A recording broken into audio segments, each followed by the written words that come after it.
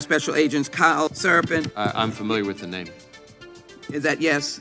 I'm familiar with the name. I'm familiar with the name. I'm familiar with the name. Former FBI agent Kyle Seraphin, who recently received a letter from the FBI saying, be quiet about this. Kyle, welcome to the show. You're not following orders.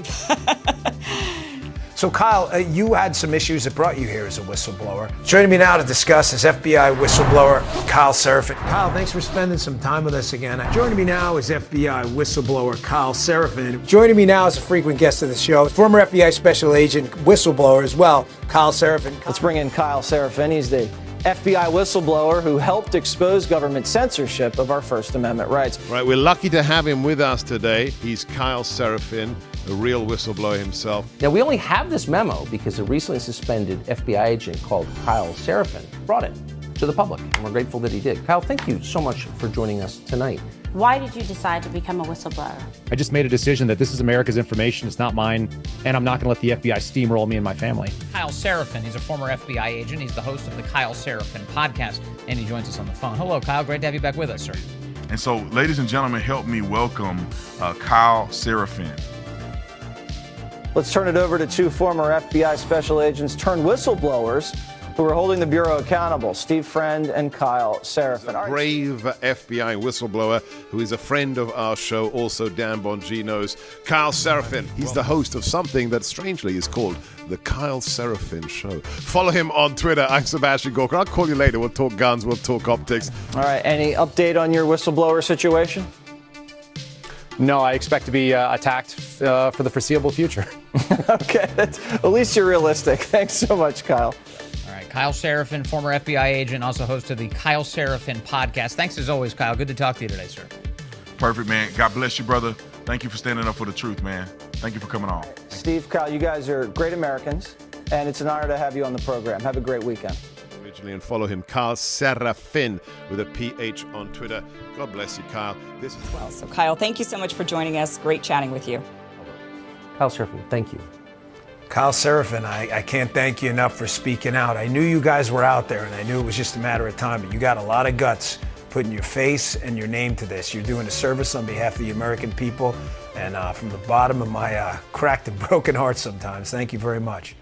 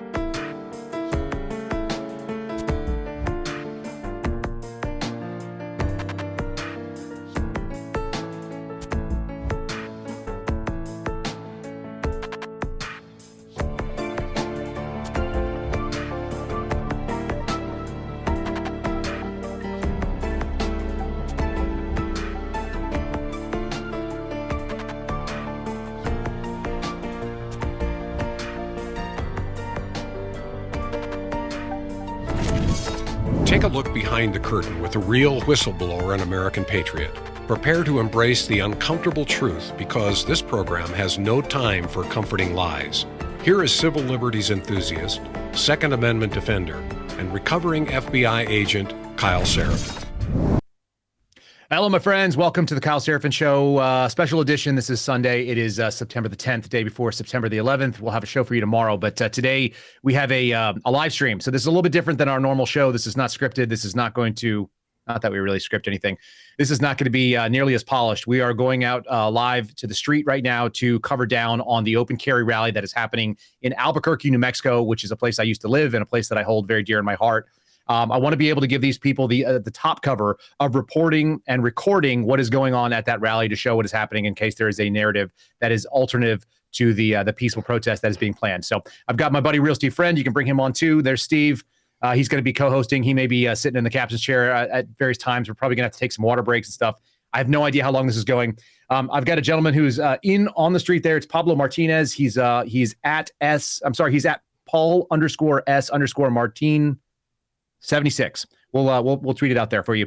Paulo Martinez is on the street in Albuquerque right now. So we're going to get some live stream coverage. We've got a legal observer that's going to be reporting with us as well. And we're going to try to make sure that these people have that top cover of a live stream and some documentation. Do we still have Pablo with us? Pablo fell off for a second, so maybe shoot him a text to leave and come back. Yeah, I will do. All right, so folks, it's gonna have some dead air. It's gonna be a little bit funky. We're gonna try to make sure we get this coverage. This is all geared towards insulating the protesters that are out there, letting the governor of New Mexico know. Maybe you can talk about the background of what happened, Steve, if you have it, and I'll add in just a second here.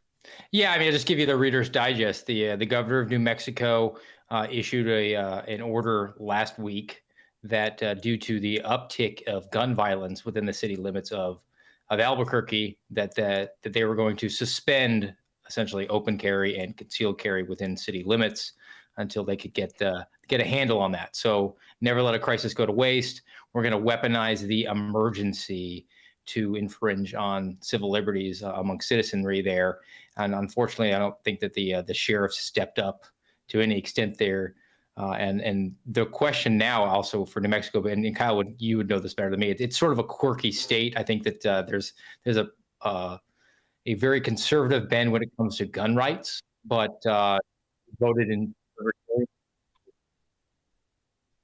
so far left representatives. So it's very eclectic area. And the question is going to be, is this the sort of issue that's going to galvanize a large enough people to get off their duffs on a Sunday and go protest? Because we're kind of at the end of the slippery slope when it comes to fundamental Bill of Rights issues, Second Amendment being paramount. Do we have video from Pablo, or does that look like it's showing low connectivity?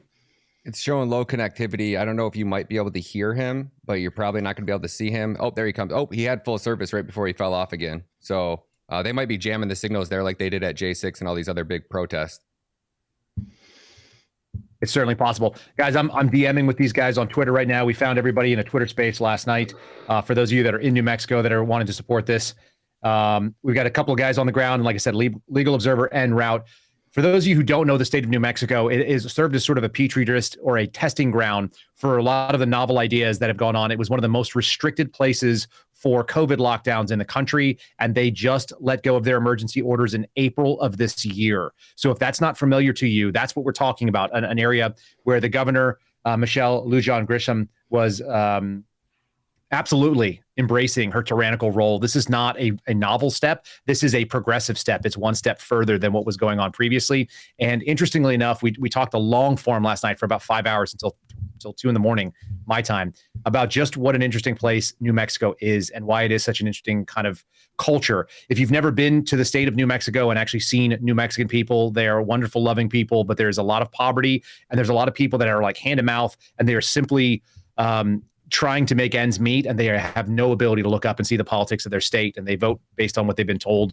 There's not a lot of awareness that I ever saw. This is not a politically active place. But one thing that is really true is that these people are Second Amendment types. They are outdoorsy. It is, New Mexico is a beautiful place with a lot of open space and a lot of public lands. There are animals there that you can hunt that are pretty wild, like the biggest elk in America are running around in Montana, at least in the lower 48. And then also they're running around in New Mexico, of all places. Most people would never expect that sort of thing.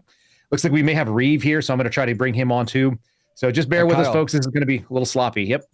Should we roll that video so everybody can see what we're talking about? I got the governor video here. Sure. Yeah. Knock it out. That'd be great. Got it. Yeah. But your point is valid. You took an oath to the Constitution. Isn't it unconstitutional to say you cannot exercise your carry license? With one exception, and that is if there's an emergency. And I bring on Pablo. Let's just cut the governor. I don't care what she says. She sucks. There we go. How you doing, Pablo? Oh, we got to mute him. Oh, there we go. Unmuted. Doing great, man. There is a bigger turnout here than I thought that would make it, and that is awesome. If you get a quick look here. Free people. Absolutely free people.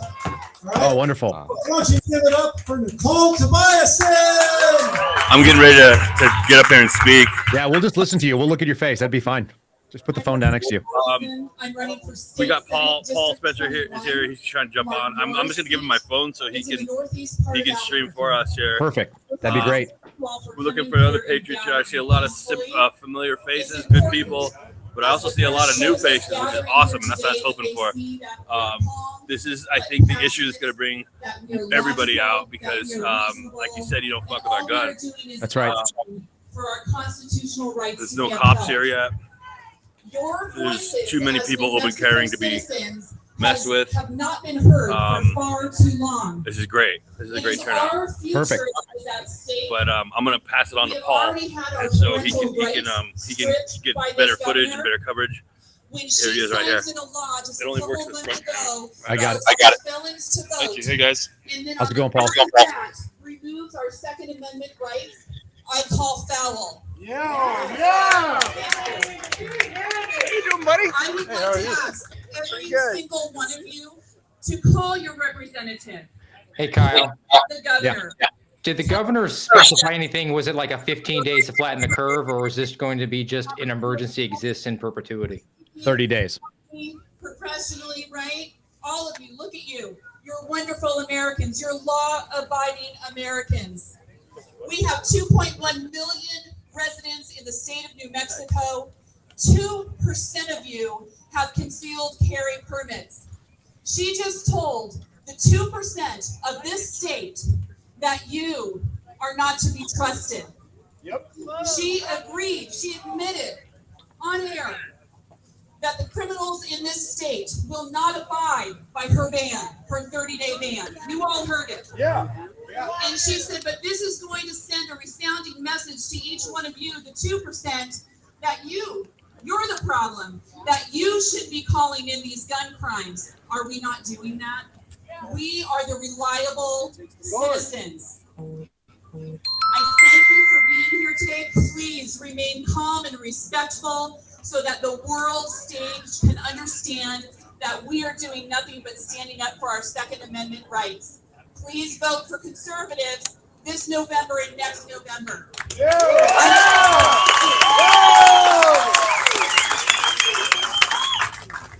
Protect our conjugal rights and our rights to the parents, the children's state, and that instead of making each Might have to kill Reeves' audio. targets to the criminals in this state, that legislators Not in there, Kyle. Not in there, Kyle. Not hearing it. Trade our trust, that they do something about the criminal element, the border, the cartel, screaming through the please demand calm way. I am the ISN State Senate candidate for 21. Thank you.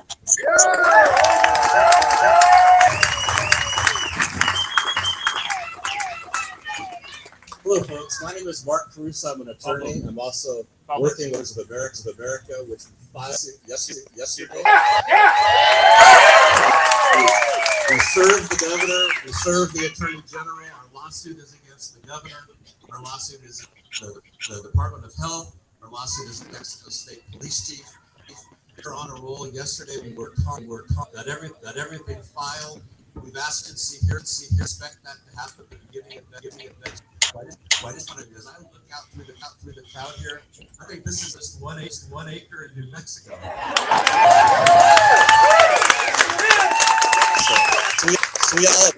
We appreciate gun owners of America. Appreciate. We are fighting. We are not going to. And I can't wait until we take the governor's deposition and find out what she was thinking. Yeah.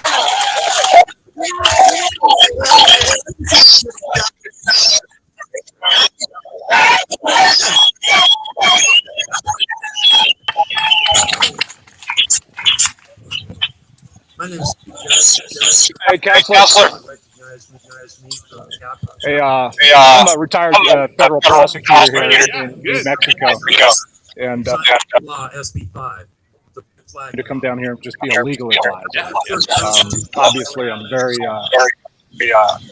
I got audio. They're asking me to live stream it. Obviously, I'm very concerned about this issue. It's a very, very unbelievable situation. I was a federal prosecutor here. Here in New Mexico, yeah. It's audio, buddy. We got too much going on here, man. I can't hear anything.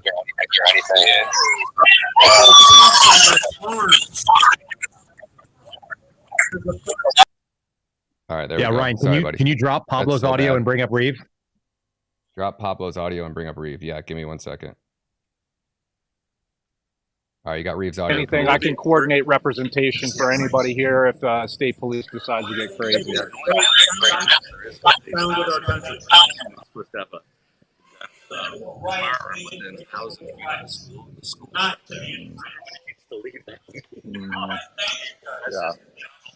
Yeah, I get it.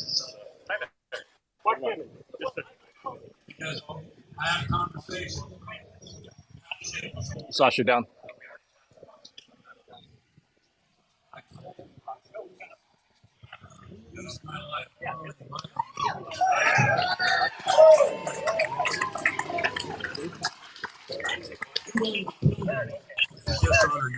All right, Kyle, you got Reeve in here. Does he want to talk or?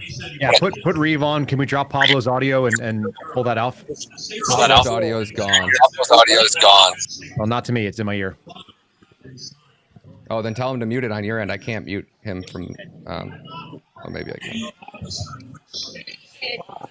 All right, Pablo's muted. Can I pet her? Sure. You should have Hang in there, Reeve.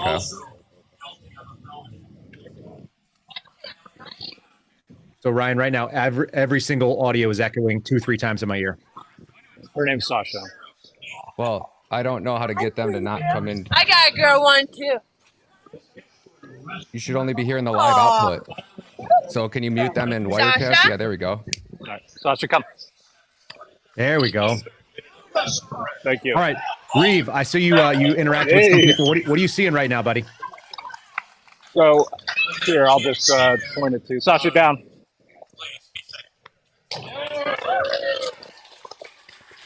Give me 1 second. Obviously, I'm an amateur at this, Kyle. I apologize. No, you're doing Sure, great. you can say hi. Sasha, down. So, yeah, there's a big crowd here. You've got the local news crews, several of the news crews. I'm assuming local news.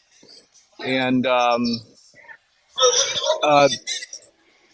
complete absence of obvious law enforcement. I haven't seen any uniformed officers anywhere yet. So I think they're just going to leave this alone. We've had the gentleman who filed the first lawsuit here against the order. Yep. The health order. He's here from the Gun Owners of America, I believe it's the organization. Let me turn this around to me. And I actually talked to him for a couple seconds. He indicated that he also hadn't seen any local law enforcement. He thinks it's just going to be left alone. The good news is the local police department, as you know, Kyle, the Albuquerque Police Department, the police chief, even though he was with the governor, apparently, when the order was issued, has said they're not going to be acting on that order. Right. The Bernalillo County Sheriff's Department, which the order encompasses only Bernalillo County in New Mexico. That sheriff's, the sheriff for Bernalillo County said they're not going to act on the order.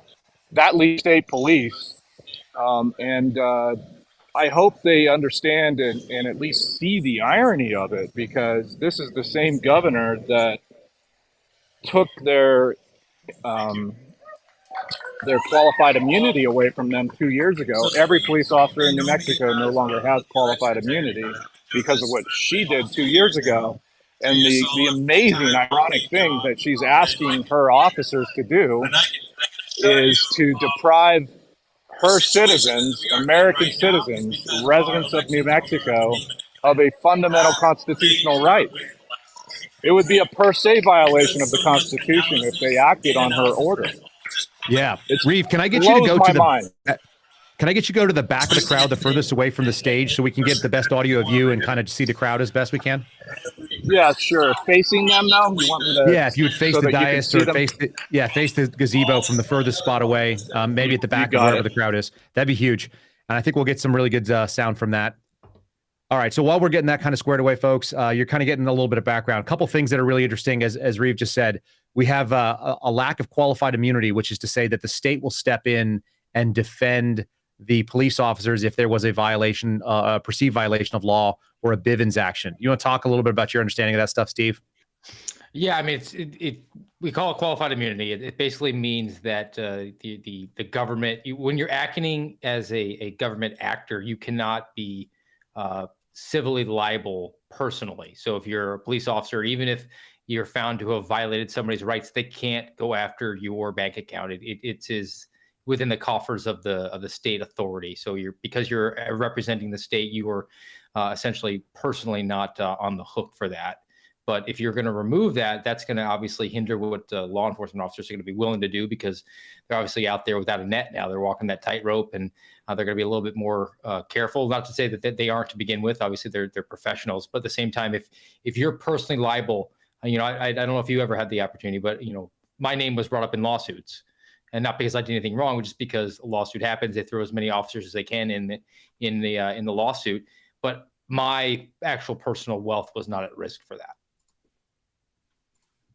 Yeah, of course, because then that's the job of the DOJ. That's what the qualified immunity does. That's what they've removed from New Mexico, which is obviously a very difficult path for those guys to hold. We should, and I think we should probably we throw out the term color of law. Can we just dig into that a little bit, just to give a greater, get a little bit more granular on it? And let me comment real quick, because I know there's a lot of you watching right now on Twitter. You're watching live there. You're watching over on Rumble. We got hundreds of you watching.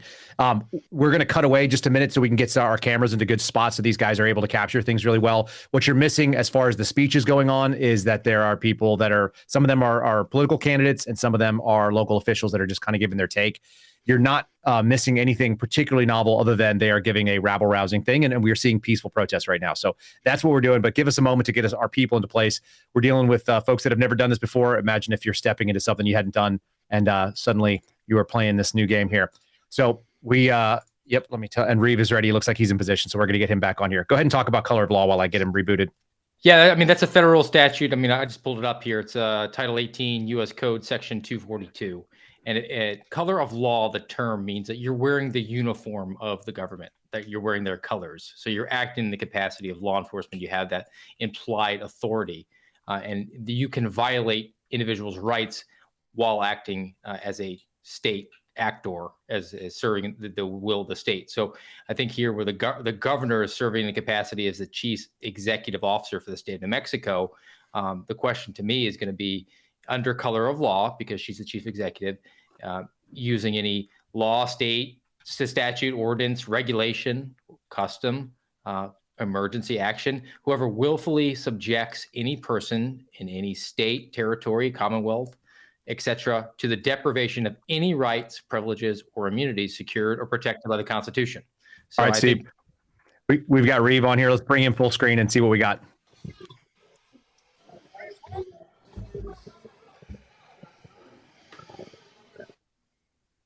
Just missed something. There actually was a Antifa infiltrator here, female, who apparently decided this would be a good place for her to infiltrate, and she got run off. I didn't get video of it because I thought I was still on. But anyway, if she comes back, I'll let you know. Let me go back to the speaker. Yeah, and I'll kind of give you advice to kind of move a little bit closer, and we're just going to get to the point where we can hear him cleanly, but we're not overwhelmed by the reverb. So was she trying to get people to get violent? No.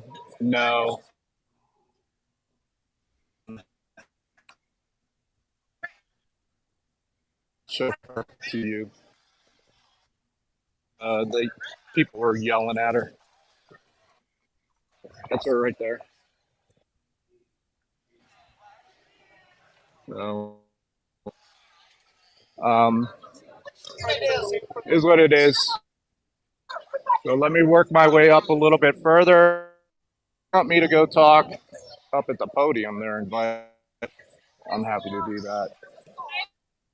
Now, to Pablo and Paul, if you guys are close to each other, we're going to get major echo. So if you guys get some space in between the two of you, that'd be fantastic. And then we'll try to get some different angles and bring them up.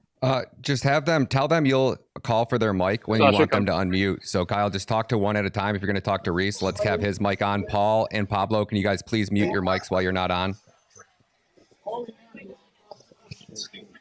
Go ahead, Reese. Flush it down. Well, I just moved my way up as far as I could so that you can hear the speakers. If it's too much, I can work my way back again. They're basically just inviting people to come up. Yeah. Is there any organization? I'm happy to do that. Is there a talk sheet? There's no talk sheet. This was just extemporaneous. Perfect. Sua sponte. I'd like to try to find the lawyer. Yeah, I'd like to try to find the lawyer. Oh, there you go, Kyle. I'd like to who filed the lawsuit. Oh, okay. You want me? Let me try to interview him a little bit. Yeah, sure. If you wanna go and mute your mic real quick. Sir, I'm on. I just live here. Okay, hang on. Well, unless you're interviewing somebody, you can unmute for an interview. The rough estimate of, I wanted to figure out how many people he thinks are ballpark are there. You know, a couple hundred. Is it maybe approaching 4 digits or not? It's kind of tough to tell with the cell camera. It's a little bit grainy. It is. Yeah. Let's see if we can bring Paul's video up. And Paul, if you want to unmute, we'll see what you got going on. Somebody's got to be flying a drone. Let me see if I can find it.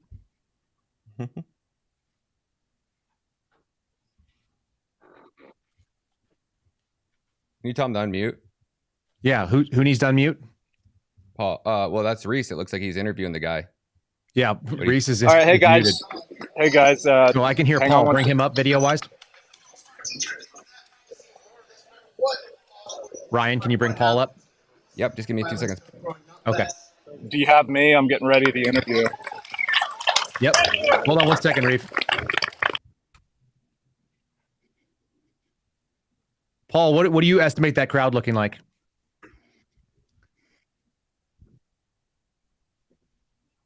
Okay. And how many people you think are carrying out there? Brilliant. That's outstanding. Kyle, are you getting audio from Paul? Because I'm not. Yes, I'm getting audio from Paul. Are you not hearing it? Here it comes. Now we are. Okay, so Paul, we're going to go over to Reeve real quick. He's going to interview somebody, so we're going to bring that up, and we'll come back to you.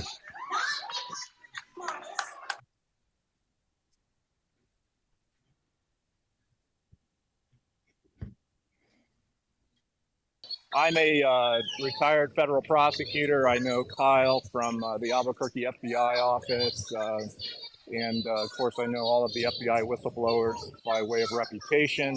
We have Steve Friend on here, Kyle Serafin's on here. And sir, could you tell us who you are? Sure, my name is Mark. Okay, so I'm going to go ahead and turn it around and interview this attorney. Reeve, are you working out of your ear pods? Because we're not hearing. I am using my earpods, yes. Yeah, I'm guessing that's why we can't hear what he said. Oh, all right. Then let me take that off. You just killed the Bluetooth part. In your left ear. Just, let me try to get rid.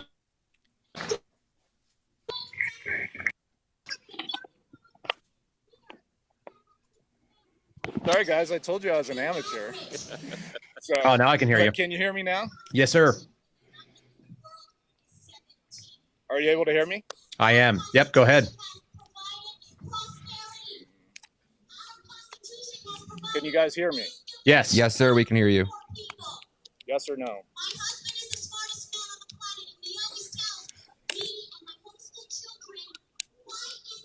Do I need to go off again? No, we can hear you, buddy. I'm really sorry about that. We can hear you. We can hear you. Can you hear us? Kyle, can you hear me? I turned Yes. off the microphone. I'm going to go. What do we think's going on here, Ryan? I'm not sure why I can't hear you, Kyle. I think it's probably a whole bunch of phones going on too. There's a lot of people there. It's going to be really hard to get service. especially when they're jamming that area. I would almost guarantee it, unless that many people will pull down service, which I don't think there's that many there. But we can jump back over to Paul for a minute. Yep. Hey, Paul, can you hear us? Yeah, I hear you loud and clear. Fantastic. All right, go ahead and give us a kind of a sit rep on what's happening there. I see some Betsy Ross flags. That's nice. Yeah, it's good nice day today. Not too hot. A lot of people showing up. I'm sure there's gonna be more people coming. There's a lot of people that I've said that they're coming and I have not seen show up yet. So just enjoying the day, coming out here, fighting for our rights. Yeah, you want to talk to anybody there and just kind of see what motivated them? Sure. There's I got AirPods on, so let me take those off. Yeah, if you just kill the Bluetooth part of it, it should actually go straight out. Right.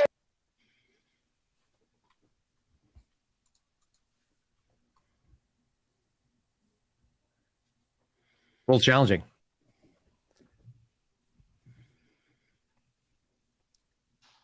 What do we think? We got Reeve back?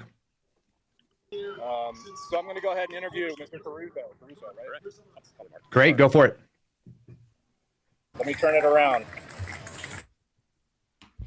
Here we go.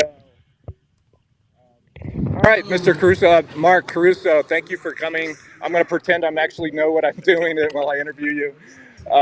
So I understand that you filed a lawsuit, and I think it may have been the first, or at least one of the first lawsuits against Governor Grisham. So can you tell us a little bit about who you are and the lawsuit that you filed, why, and just go into autopilot? Sure. My name is Mark Caruso. I'm an attorney here in Albuquerque and licensed as an attorney in Arizona and New Mexico, and been an attorney since 1982. And I was contacted by Gun Owners of America, a national group based in Washington, D.C., and asked to assist them in the filing of a lawsuit in federal court against the governor, the Secretary of Health, and also the chief of the state police. Outstanding. Okay. And where is that litigation now? The lawsuit was filed yesterday and served, filed in U.S. Federal District Court right down the street here in New Mexico. Right. And then served yesterday upon the governor. And then the Attorney General needs to be served as well. Okay. So both the Attorney General and the governor were served yesterday. Is there any kind of companion case or other cases that you're aware of that have been filed against this order? I believe there is one other case that's been filed in federal court, and then there's a lot of talk about the Republicans filing their own lawsuit, as well as individual lawsuits. So I suspect there's going to be several cases filed in federal court. I'm not aware of what might be filed in state court for violating the state constitution. Okay. Our case is geared specifically in the federal court using federal case law. Okay. And are you focused also on the willful deprivation of constitutional rights, the 18 U.S. Code, Section 242? Is that implicated in your lawsuit at all? Sure exactly. Under color of law? No, I'm not sure that was it. We basically have filed for a preliminary injunction and then a declaratory judgment action. So we expect at least the preliminary injunction to take place, and the TRO to take place sometime at the beginning of next week. Okay.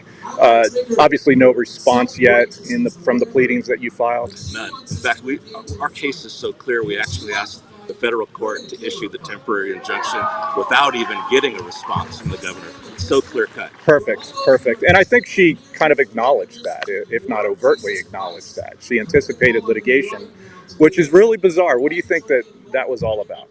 I don't know if this was a test case for the national. I know, Biden had mentioned also using the emergency powers and executive orders to do the same thing on a national level. Right. And perhaps he called, MLG, our governor, and said, let's test it in New Mexico and see if the New Mexicans are stupid enough to go along with it. And we can see here today that didn't work. The Mexicans are not stupid. We're standing up for our rights. One of the things that we may be a bright blue state, at least from the election results that we've seen in the last couple of cycles here in New Mexico. But I don't know anybody in New Mexico that doesn't believe in basic fundamental rights. And that includes the Second Amendment. There are many Democrats who are gun owners and hunters in New Mexico, just as many Republicans, independents, you name it. It is a part of our culture here in this state. And this really hits home across the board. Wouldn't you agree with that? I absolutely agree. Here today, I've spoken with some Democrats, some independents. So it transcends the party. It's an issue of our Constitution. And so I believe that it's something that when you step on the Constitution, especially not just the Constitution, but the Bill of Rights, the special section of the Constitution that she tried stepping on, it's just not going to fly. No. Do you know if anyone, there's been some talk in the media and elsewhere, people that I've talked to say that even her administration, some of the people closest to her were blindsided by this order, including people in the side of the gun debate that oppose private ownership of firearms and want guns banned and all sorts of other crazy things. Have you heard anything about that, whether or not this was a surprise to them across the board? I don't know that it was necessarily a surprise. I would have suspected she was smart enough to at least call the Albuquerque Police Chief Medina. She would have called Sheriff Allen. She would have talked with Bregman, our district attorney. I would have hoped she was smart enough to do that. Maybe they advised against it. We'll hear from our sheriff tomorrow and see what he has to say at his press conference. But otherwise, it really was a stupid decision. Yeah. What press conference is that? That's, the Sheriff Allen is having a press conference tomorrow about his position on what the governor did. Okay. Well, I hope he takes a firmer position than he did in his public notice to all of us. I would like him to say this is unconstitutional. I will not support it under any circumstances, rather than quivering a little bit like he did. But we'll see. I know he's a fellow Democrat with Governor Grisham, but I think this would be an opportunity for him to step aside and be a lawman. And here's the interesting thing. Even remember, our governor appointed Sam Bregman as being our DA after what happened with our current district attorney getting elected to the attorney general position. So she appointed him, and he promised to bring down crime in our state. So then he now has come out also against the constitutionality of what she did. So she's even in conflict with a DA that she appointed to take the position to protect people in Bernalillo County. So when you say you would hope that she would have reached out to these people, there seems to be an inference that she may not have done so. I can't believe she's that stupid, but I wouldn't be surprised. Right. Well, anything else you'd like to share with the audience? I don't know how many people are watching this, but I think it's probably at least a few thousand. Sure. Gun Owners of America has stood firm for the rights of gun owners here in New Mexico and around the United States. So I'm just happy to be working with them. I know they're not going to give up. We will see MLG, our governor, in court, and they will take her deposition, and she will be held accountable. She's not going to get away with this. I would like to ask you one more thing. As a prosecutor, I prosecuted these types of cases. That is deprivation of constitutional rights under color of law. Typically, it's a police officer at the street level doing something that is perceived to be unconstitutional, an illegal Fourth Amendment search, for example, which is probably one of the most common examples, if you will. And sometimes those cases are resolved in civil court. Sometimes you've got a situation where a police officer might use excessive force, whether it be deadly force or otherwise, and they could get criminally prosecuted under these federal statutes. But I see this, and I don't know how you feel about it, as a willful effort to deprive her citizens, all of us, of a constitutional right. And I'm just curious to see what your thoughts are on that. I'm expecting, not just civil action, not just constitutional action, but I'm expecting some kind of criminal action that could be brought against her, perhaps by citizens, perhaps if she tries to implement this statewide. We know our governor. She says she's applying this for 30 days to Bernalillo County. Albuquerque. It's going to be extended to 60, 90 days. It could also be expanded now to other states. What she's going to do is she's going to say, it's working, I'm going to continue it. Or she's going to say, we need more time. So she will try to find some kind of an excuse. My encouragement to her is give up now, surrender now, because you're going to lose. You're going to face she will face a civil penalty. We asked for attorney's fees. So she's going to be stuck. The state of New Mexico, our taxpayers, are going to be stuck having to pay attorney's fees. So we lose no matter what. We lose. Yet she gets free counsel from the Attorney General's office. That's the other question. Did she consult with our Attorney General? I wonder. Remember, he received money when he ran for DA from Soros. Right. So he is a Soros-backed DA who became a Soros-backed Attorney General. Hey guys, I'm going to cut this I really appreciate what we're sharing, and thanks so much for the time. I want to cut over to Paul because he's got some other people. And Reeve, if you guys want to stand there and chat for a few minutes, if you mute, we can come back to you in just a sec. I want to just keep being respectful of some of the other angles we can get here. And you guys are doing an awesome job. And again, we really appreciate GOA. Hey, fantastic stuff. Let's see if we can get Paul. Paul, I know you said you were going to talk to somebody. If you want to unmute, I should be able to hear you now. Give us 1 second. We're not hearing you yet. Paul's got himself muted. You should be able to unmute. Oh, there we go. Can you hear us now? Yes, sir. Bring it on. Yeah, we're here with Jason Sanchez. He's from Albuquerque, New Mexico. And Jason, it's Jason, right? Yes. You want to tell us why you're here today? Well, I'm not here with any group. I'm here as a citizen. I know the governor has did an executive order to purportedly based on gun violence being out of control. There was a recent killing of an 11-year-old, which is horrible. But the reason we have such gun violence in the state, in the city, it's not because people conceal or open carry. It's because there's a network. There's a governor. We have our Democratic majority legislature. We have attorney generals that are Democrats. We have judges, and this network has made it so that we're a crime-friendly state. People that are criminals are being let loose. The legislature just failed at passing a bill that would address some of these issues, just recently. So that's my concern, is that the whole system, this whole network needs help.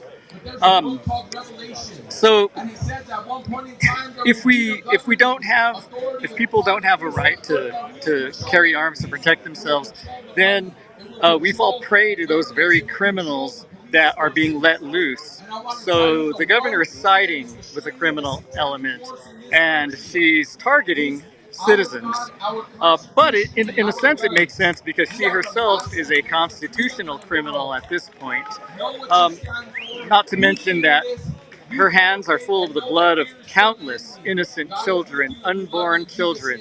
So I can see how maybe she feels her allegiance in that way, but we also, it's not just a political arena, but there's also a great spiritual battle that's happening not only in New Mexico, but across across the country.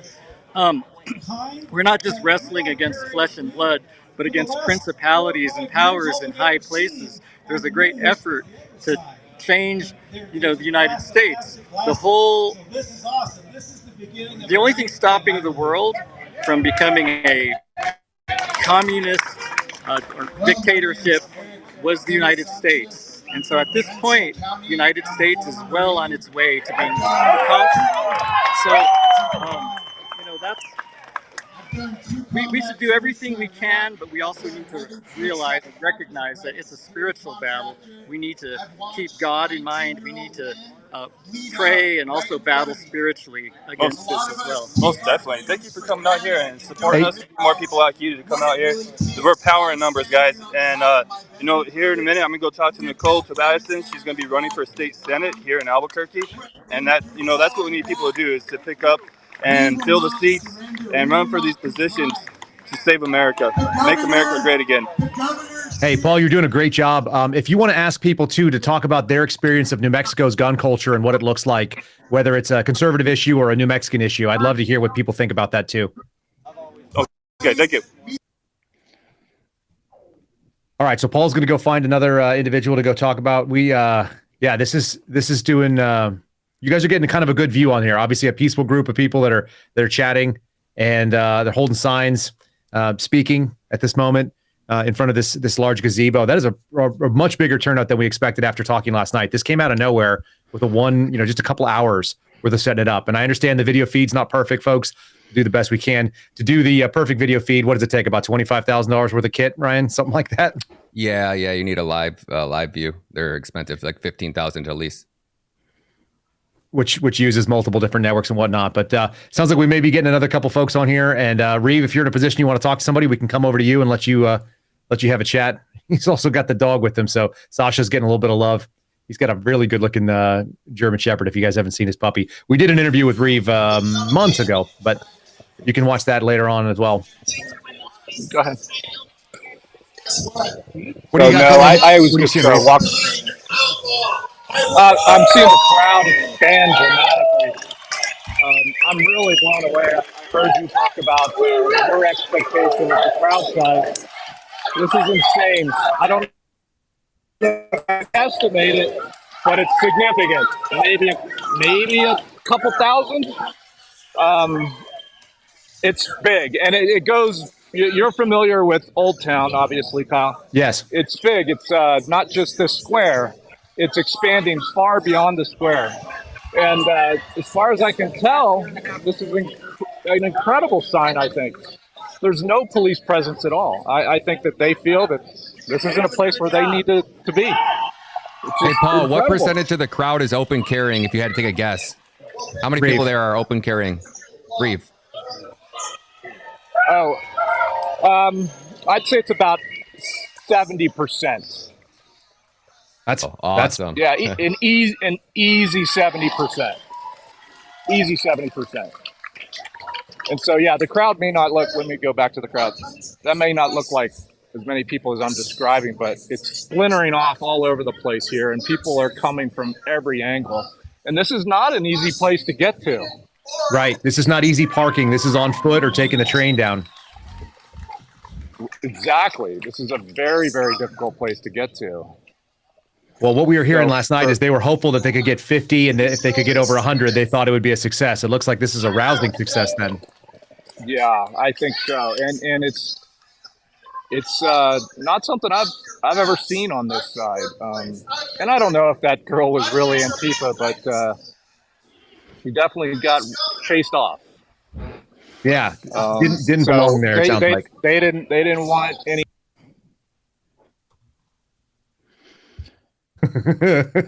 All right, and I'm right now just sending a DM over to Paul. So, folks, we're coordinating all this through Twitter, and we're trying to bring folks on. Steve, what do you think when you're seeing this stuff? What does it indicate to you? I mean, this is what actual First Amendment protest is supposed to be about. You're supposed to be able to police yourself. They're clearly out there, very peaceful. They're not a threat. I would love to see actual deputies out there in solidarity with them. I think that would be fantastic, and I'd like to see a sheriff then fire a deputy for doing that. I think that would be an interesting court case to watch when a deputy steps up and says, like, yeah, I'm going to support the Constitution that I swore an oath to uphold here. But it's impressive that the people are there. Another thing to remember is, like, short notice. This is a Sunday afternoon. I mean, people have weekends normally, like, drawn up and planned out, and it comes down to, like, actual citizenship is this sort of thing. Again, it's not fun all the time. It's not like they have food trucks down there and live music like so many of these leftists that devote hundreds of thousands, if not millions of dollars into their quote unquote grassroots, where they all get the placards that are all printed off of a factory floor professionally. These are people that just grabbed a Sharpie and bought a poster board for 98 cents and then tried to write something out there. The sound stage. I mean, I imagine that was crowdsourced as well. Somebody might have the equipment and put it up there, and they're all kind of cooperating, which is what you would expect. People to police themselves, which is also why open carry is so important. people police themselves. When seconds count, the police are minutes away. You are the first responder should you need it. And obviously, it goes without saying that these sorts of infringements of people's rights are only going to hurt the law-abiding people, which is, I think, the message that they got across really well. Yep. Let's go to Paul. Oh, okay.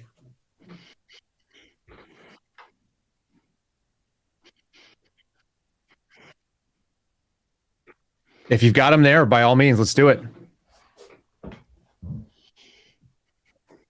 Why am I not hearing Paul's audio? We're hearing Reeves' audio. Paul, you might be muted still. Yeah, let's have Reeve if you mute, and we'll bring Paul up. He's on the screen now. Perfect. Yep, that's exactly right. Thank you. Okay, Paul, I don't know if we've got you. If you can hear us, you can unmute, and let's see what you got. I'm hearing the crowd was just... There he is. Okay, guys. Sorry about that.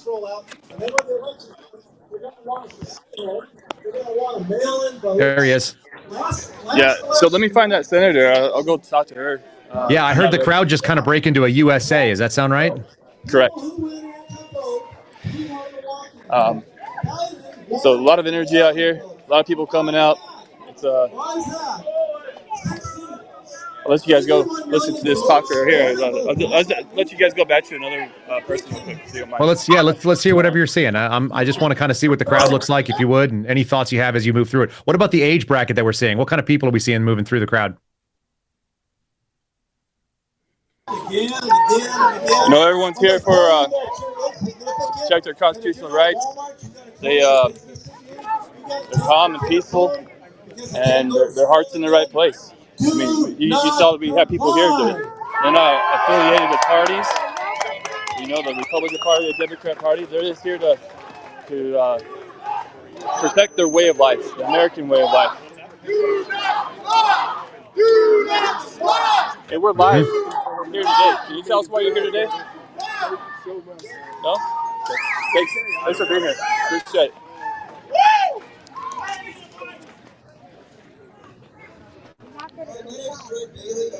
How y'all doing? Hey, we're live on TV today. You guys like to share with us why you're here today? Yes, please. Because I'm tired of these actions by Democrats. They take away every person's rights to bear arms. They release prisoners. They have red flag laws. They defund the police. They're trying everything to make the criminals have an advantage in these towns, and that's what their backing is doing.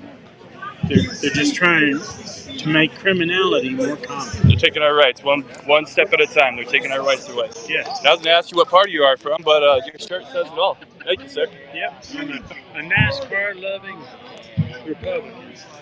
Well, thanks for being out here. All right. Thank you. Well, there you have it, guys. Yeah. I like that he's mentioning he's aware of all the policies that are the problem. Things like qualified immunity and defunding that are happening there. People don't seem to be all that political until you start pushing on their guns, and suddenly you realize what they know. Yep. They're well educated. You may not have the best education out here in New Mexico, but people are paying attention. They're waking up, and they're drawing that line in the sand today. So, Paul, are you seeing any kids there right now? Are you seeing any children, like young people? Let's go over here. Hey, how are you doing today? Great, how are you? Doing well. Hi. We're here. We're live on TV. Would you be willing to share with us why you're here today? Yeah, absolutely. Awesome. Oh, do you just want me to speak? Yeah. Questions? Okay. Well, first and foremost, it is super important to open conversations about our government and what is acceptable, what is not acceptable. Our government and the elected officials were put in their power to protect, to serve, and to enhance and make our community stronger. And when they start going against that, and especially the governor in our case has said that the Constitution is bendable and that she doesn't have to uphold the oath that she took, then we have a problem. And we need to have open conversations about this, educate people, not be combative. Now is not the time to divide us any further. Now is the time to come together and understand that we have a voice and we have a choice and we need to use it. Thank you. I see you brought your daughter with you. I did, yes. Awesome. How old is she? She is almost 14. 14. Yes. And you know, the governor's not only going after our gun rights, but they're taking away our parental rights. Absolutely. This is sickening. It is disgusting. So I'm glad to see that you and your daughter are out here. Thank you very much. Yes, and she is educated in firearms, so I think it's important for us to have that conversation that a firearm is a tool to hunt and to protect our family. For sure. So thank you very much. Yeah. There you guys go. Nice work. Yeah, very work. nice.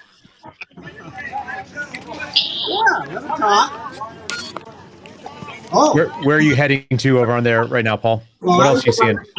You know what? If you guys give me a chance, I'm having a hard time hearing. Let me switch over my mic. Go for it. I want to tell you about Article 4A. Give me a second. Just 1 second, guys. Hey, this guy's, he's running for Congress. What just happened by our governor has agreed We lose video. on against your right to Mexican citizens. Yeah, should be back here in a second. There he is. So I want you to look it up yourself, or you can find it on So this is Robert running for Hendrick's position. Actually, you saw Ben Luna also. He's running for that same position. Keep it nice. Paul, we may have to come back to you in just a second. It looks like it's your video is frozen. I'm gonna go to Reeve for just one moment. Reeve's gonna give us a legal assessment he's got going on, if that's cool. We're gonna have you mute real quick, Paul.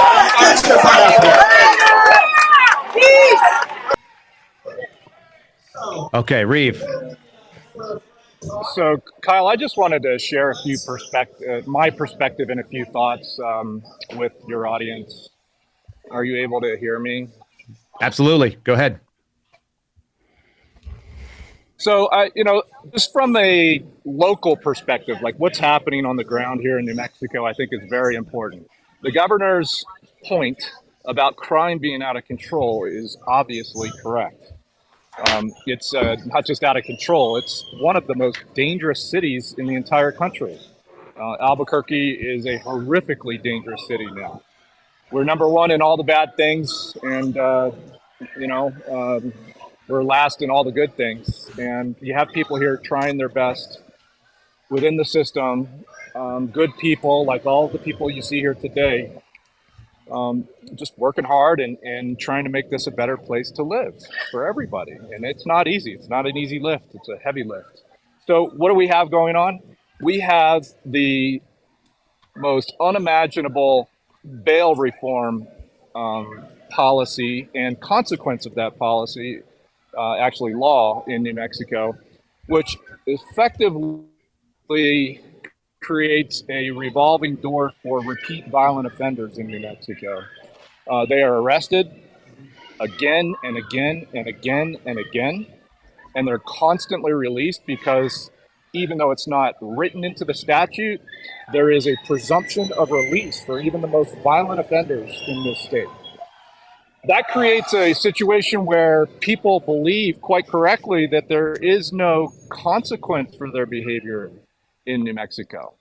And the consequence for that is all of the citizens that are trying to do things the right way are victimized over and over and over and over again. That is the revolving door that isn't just implicating crime on the streets, but is hurting the citizens who, like I said, are living here and just doing their best. So, and then in addition to that, you have all of the what they consider lower level crimes, property crimes. I think we're number one in car theft, if not in the country, at least in this region of the country. Number one in retail theft. If this were Chicago, if we had Chicago's numbers or New York's numbers, we would be New York in the 1980s. And, with 2,000 homicides a year, because we are up there at least per capita. And so the policy issues that they've implemented are consequential. We have that revolving door that I just talked about, but also you've got cops that are afraid to police because 2 years ago, Governor Grisham led the way to remove qualified immunity from every police officer in the state. And I think, like I told you earlier with an earlier audience, the irony there is that you've got officers with no qualified immunity being asked, if not asked, commanded to violate the constitutional rights of their fellow citizens under color of law.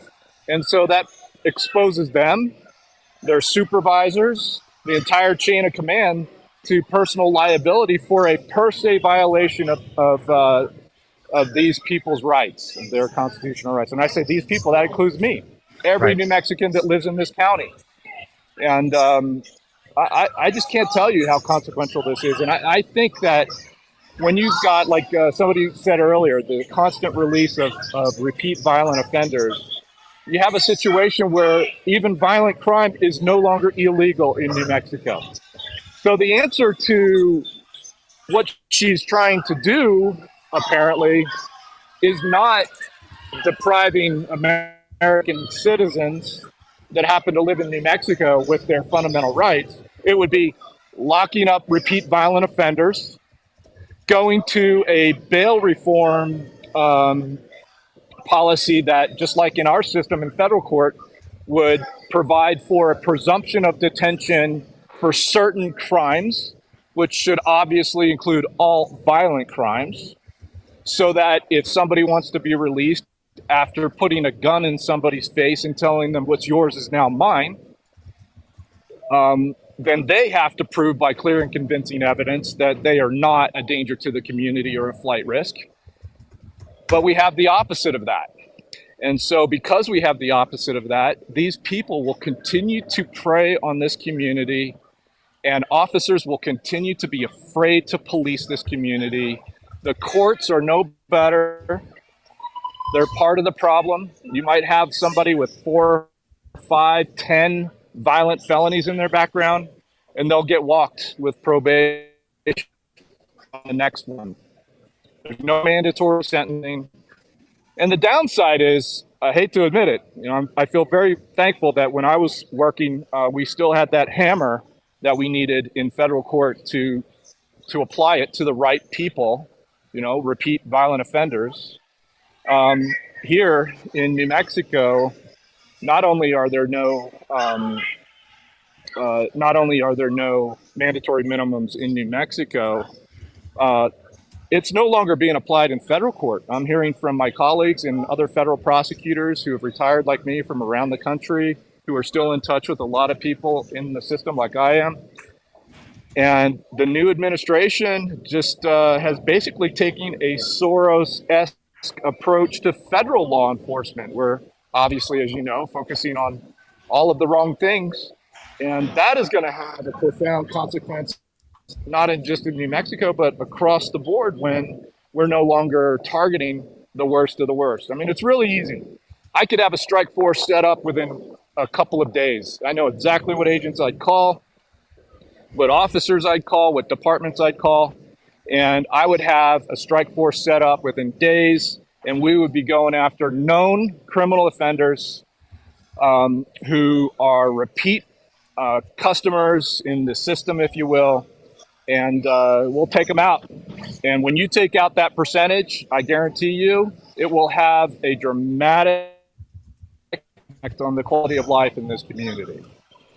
That's really all I wanted to say. It's there is a problem here, but targeting, making good, honest citizens doing the right thing the target of your focus is just unconscionable. And I don't think any American should tolerate this, regardless of political party. Yeah, Reeve, as you're walking around, if you're able to find somebody who's either an independent or a non-Republican, I'd be really interested in hearing what motivated them to come and stand. So if that's something you can kind of poke at people and let them know that you're, who you're talking to. I know you've been doing a great job of that. People are really appreciating your interviews. The feedback is it's difficult to do this on short notice, but you guys are doing a fantastic job. Let's see if Paul is able to switch over. We'll switch over to Paul's ears. Paul, can you hear us? And are you able to? I think he got us somebody to interview. Okay, fantastic. Well, I think he got us somebody to interview. Okay, so fair I'll enough. go ahead and take care of that interview. Brilliant. Hang tight.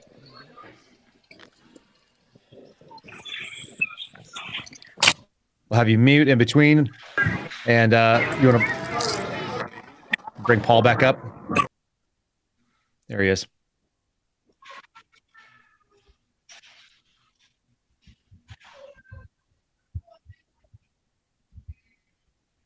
We can't hear Paul, FYI. So okay, Paul's not in. Reeve, we're still with you. Yes, we can. Go ahead. Can you hear me? Yes. So there are some crazy people here now. You've got people on the good side of the system who sometimes are a little wacky, and there are some people up there saying some really, really stupid things. What does that sound like? It sounds like somebody threatening to shoot people. Is that what you're saying? That's all I heard. Okay. Yeah. Counterproductive. Unfortunately, this needs to be a peaceful demonstration. Otherwise, it'll fall right into her lap. So we have a senator or something like that? Representative. Yeah. Okay. Are you guys ready for an interview? Yeah, let's do it. Are you? Okay. All right. So obviously, I don't know anything about interviewing people. I'm a retired federal prosecutor. My name's Reeve Swainston. I was a cartel prosecutor here in New Mexico for a long time. And your name is, and why are you here, and what's going on? I'm Representative Stephanie Lord. I'm from 22, and I'm here because of what that governor did by overstepping her boundaries and stepping all over the Second Amendment. And so I was still angry about that. I filed impeachment, was through the paper right now for impeachment. Outstanding. Outstanding. What about the order? Just brings you out here if it's not obvious. I know. I love the Second Amendment.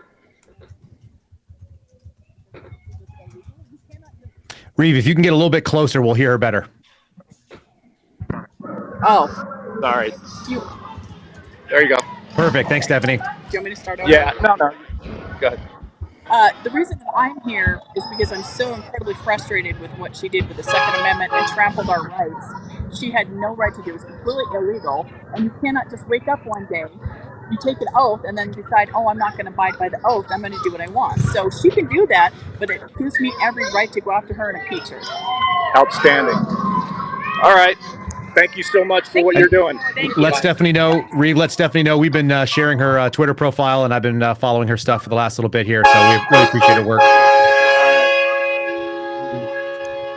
You got a train horn there? What's going on? Cars going around and people getting a little crazy. So I actually do have to take off. Hopefully people here are going to be okay. But like I said, she told me that there are some people talking about really stupid things. So hopefully they'll get those people off the stage and get back to the legality of this situation. We need to come together and bring the legal action that we need to bring to right this wrong. Fantastic stuff. We're going to try to cut over to Paul if we can. It sounds like he may have to go bring himself back up. So we'll... I smell Trojan horse. Yeah, and Reeve, I really do appreciate you doing that. The man on the street interviews there for us on short notice. I know our technology is not necessarily perfect, folks, but we do. Thanks, buddy. Thanks for being there.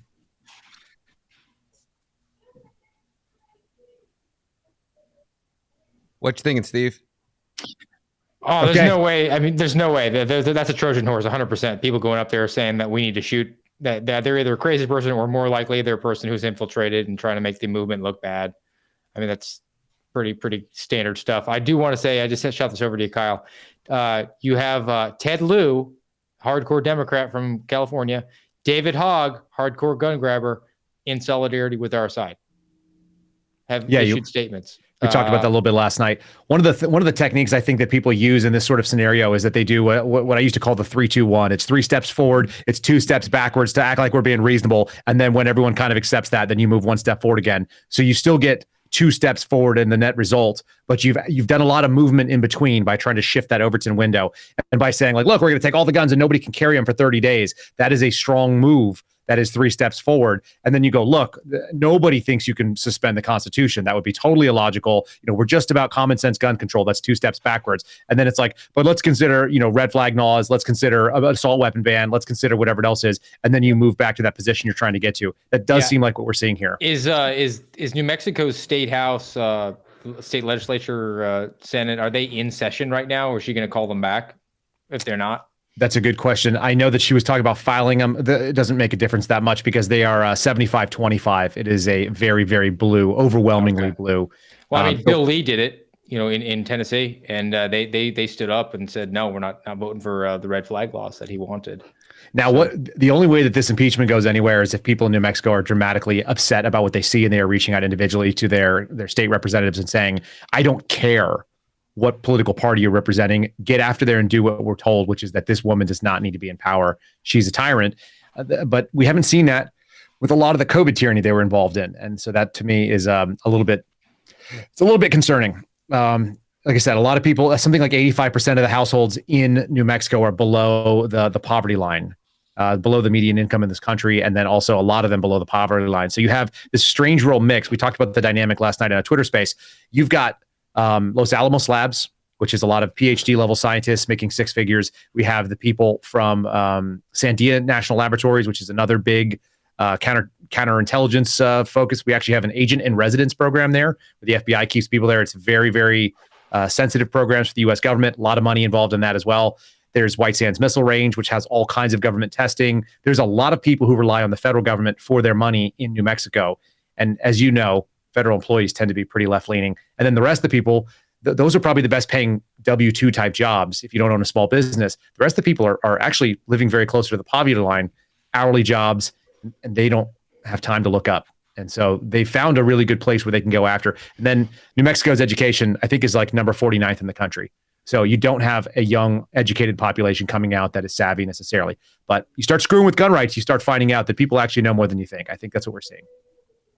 Yeah, I mean, from what I'm seeing too, this governor's not even going to come off it. Like even the slightest. I mean, she's pedal to the metal. She's all in on it. She's saying, let's see, I saw that she issued a statement less than an hour ago. Said we need to do everything we can to protect our kids and our communities from the scourge of gun violence. Always protect the children. Very, very Nancy Pelosi of her. The fact is, these legislators have no plan. As governor, it's my job to take action and put New Mexican safety first, not complain about problems we are elected to solve. Kyle, do you think that the governor's job is to make you safe? I don't look for any government to make me safe. I look for Kyle Seraphin to keep me safe. This is what I always do. I just carried this to church with me. This is my piece. This is a two-way rally, so I'll show I'm carrying as well. I've got them on the desk. This is my new piece that I'm actually working on right now. It needs a dot, but that just arrived in the mail. So this is my new carry piece. This is my things are going bump in the night gun that I carry. This is a suppressed 22 that I would go deal with raccoons with. This is your suppressed 22, Steve, that I have in case you come and hang out with me. So you're covered as well. I got one for Ryan sitting over here. I got some revolvers in the corner. You know, this is who I think is supposed to be handling. This is who handles. There it is. There's a wider shot he's got. These are the people who are supposed to take care of us. It's us. No one's coming to save you, folks. This is the biggest thing that we have to remember. Kyle. Give us shot number 3. Shot. Oh, it may not be even on right now, unfortunately. I think the camera died out for a few minutes. I'm going to let Steve talk to Paul in just a second here. It looks like Paul's going to reboot and come back in just a moment. Steve, if you got a couple seconds, I'm going to step away for a moment, and I can be right back in here. I'm going to try to coordinate a little bit. But I'm going to just your thoughts in general what this free speech / Second Amendment, but while using the First Amendment means to this country and how that how it can be impactful, what the bellwether is around the country. Well, I mean, my thoughts on this are this could be an actual galvanizing moment for significant cross portions of the political spectrum here. We have obviously a very deep blue state. The governor, I looked it up. She was elected pretty convincingly. She won by about 7 points. But New Mexico is a pretty sparsely populated area. So 7 points could swing pretty easily one way to the other. It's not too far removed from electing Gary Johnson, libertarian, as their governor a few cycles ago. So that certainly you can have that swing one way or another. But you have this out of control governor, and she's obviously taken the moment and seized the opportunity, never let a crisis go to waste from her perspective. And that was always the cautionary tale that at least I saw, I know Kyle saw, and so many others of COVID, the COVID emergency. That word emergency, the emergency order is there's no limits. How far are we from the climate emergency that we're going to see, or the next COVID-23, the election variant we're going to see? That's my favorite variant. Yeah, that's right. I mean, like it look safe and effective, right? It's going to Trust the science, necessitate man. Trust the science. The science is really a thing. It's, no different than some tribal guy with a jackal skull in some remote location, a witch doctor. But trust the science. That's fine. And this woman is seizing the initiative. This is something that Garrett and I talked about a couple weeks ago, that she's going to catch these people flat-footed. Look, we got other things going on, and hopefully as Reeve was talking about it, this is going to be something that you don't mess with on folks, and they certainly got a ton of people there. I don't, and again, Kyle would know a lot more about the sort of setup and the way Albuquerque does with their general protests. Is this an area that is frequently seeing this? I was really encouraged though by the fact that law enforcement wasn't necessary there, or didn't feel compelled to come. Law enforcement didn't feel compelled to come. They know that the people there are going to be behaving.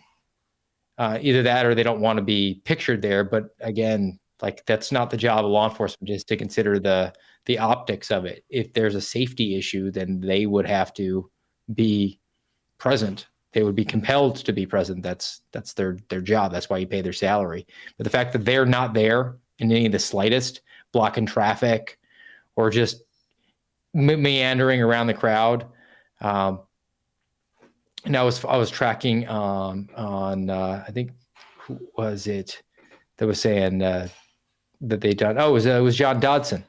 Yeah, he came and talked to Glenn Beck over the weekend. They had their podcast, and he'd worked as an undercover, as a narcotics agent for a long time. He did 11 years as a police officer in Virginia, so he was definitely familiar with it.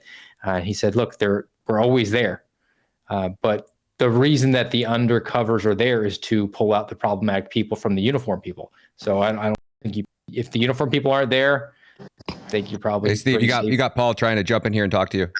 All right, go ahead. Hey guys, here with Ben Luna. What's up, Paul? Otero County. He's running for U.S. Senate. U.S. Senate. Sure. So sure. I'll let him tell you why he's here. Yeah. So for the past 4 years, we've stood against the governor's mandates, and so what's kind of cool about tyrannical behavior from our elected officials is it brings a lot of good people together. And so we see, people of all colors, people of all life backgrounds joining together. And what the lockdowns turned into is every city organizing their own organization. And collectively, we now have 300,000 New Mexicans that work together for legislative sessions, for calls to actions, stuff like this right here. We'll definitely get the word out. But also, I'm with Lexit. Lexit is Latinos exiting the Democrat Party. And so I help with Jesse directly. We produce our own documentaries here in New Mexico, as far as giving industry owners our platform as well. There's ranchers that had to cut their head of cattle from 500 to 100 based off of some endangered species. And so we gave them our platform. Now they're actually going to be booked in Dallas for a national event, and they're going to be able to get their story heard there. But that's what we've done. We've been a voice for the people here in New Mexico, and so that's what I want to continue to do, because we have a lot of people. We donate money to them. We give them millions, and we help them with our work, our door knocking or whatever, our volunteer work, and they're nowhere to be seen for the legislative sessions.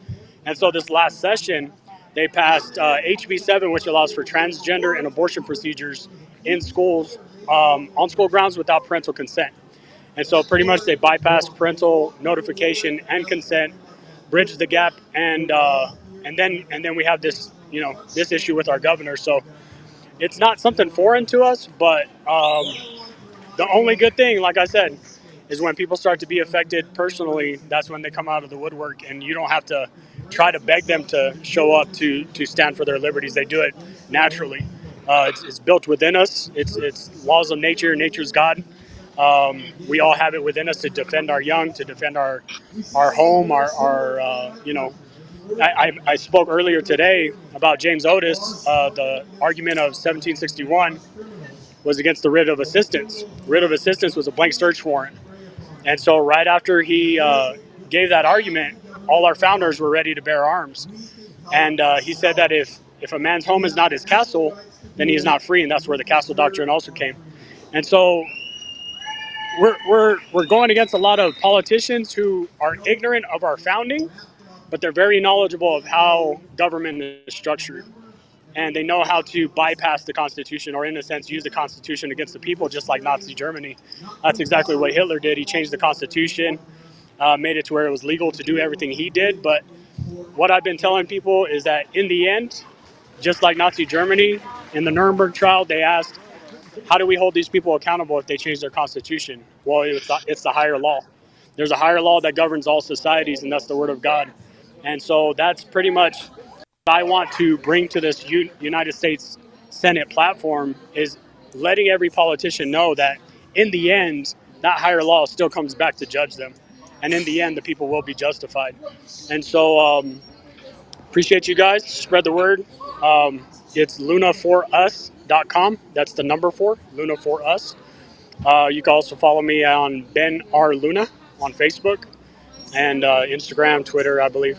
But yeah, we're just getting started here. But as far as the campaign, but we've been at it against non-constitutional, unconstitutional mandates for the past few years. So thank you guys for allowing us to speak on your platform. I don't know how much of a following, but getting the word out anywhere. Like I've had to put boots on the ground throughout our state, and censorship's a big issue that we all deal with. And any platform that you guys allow us to speak, that's huge. I appreciate you guys. Thank you.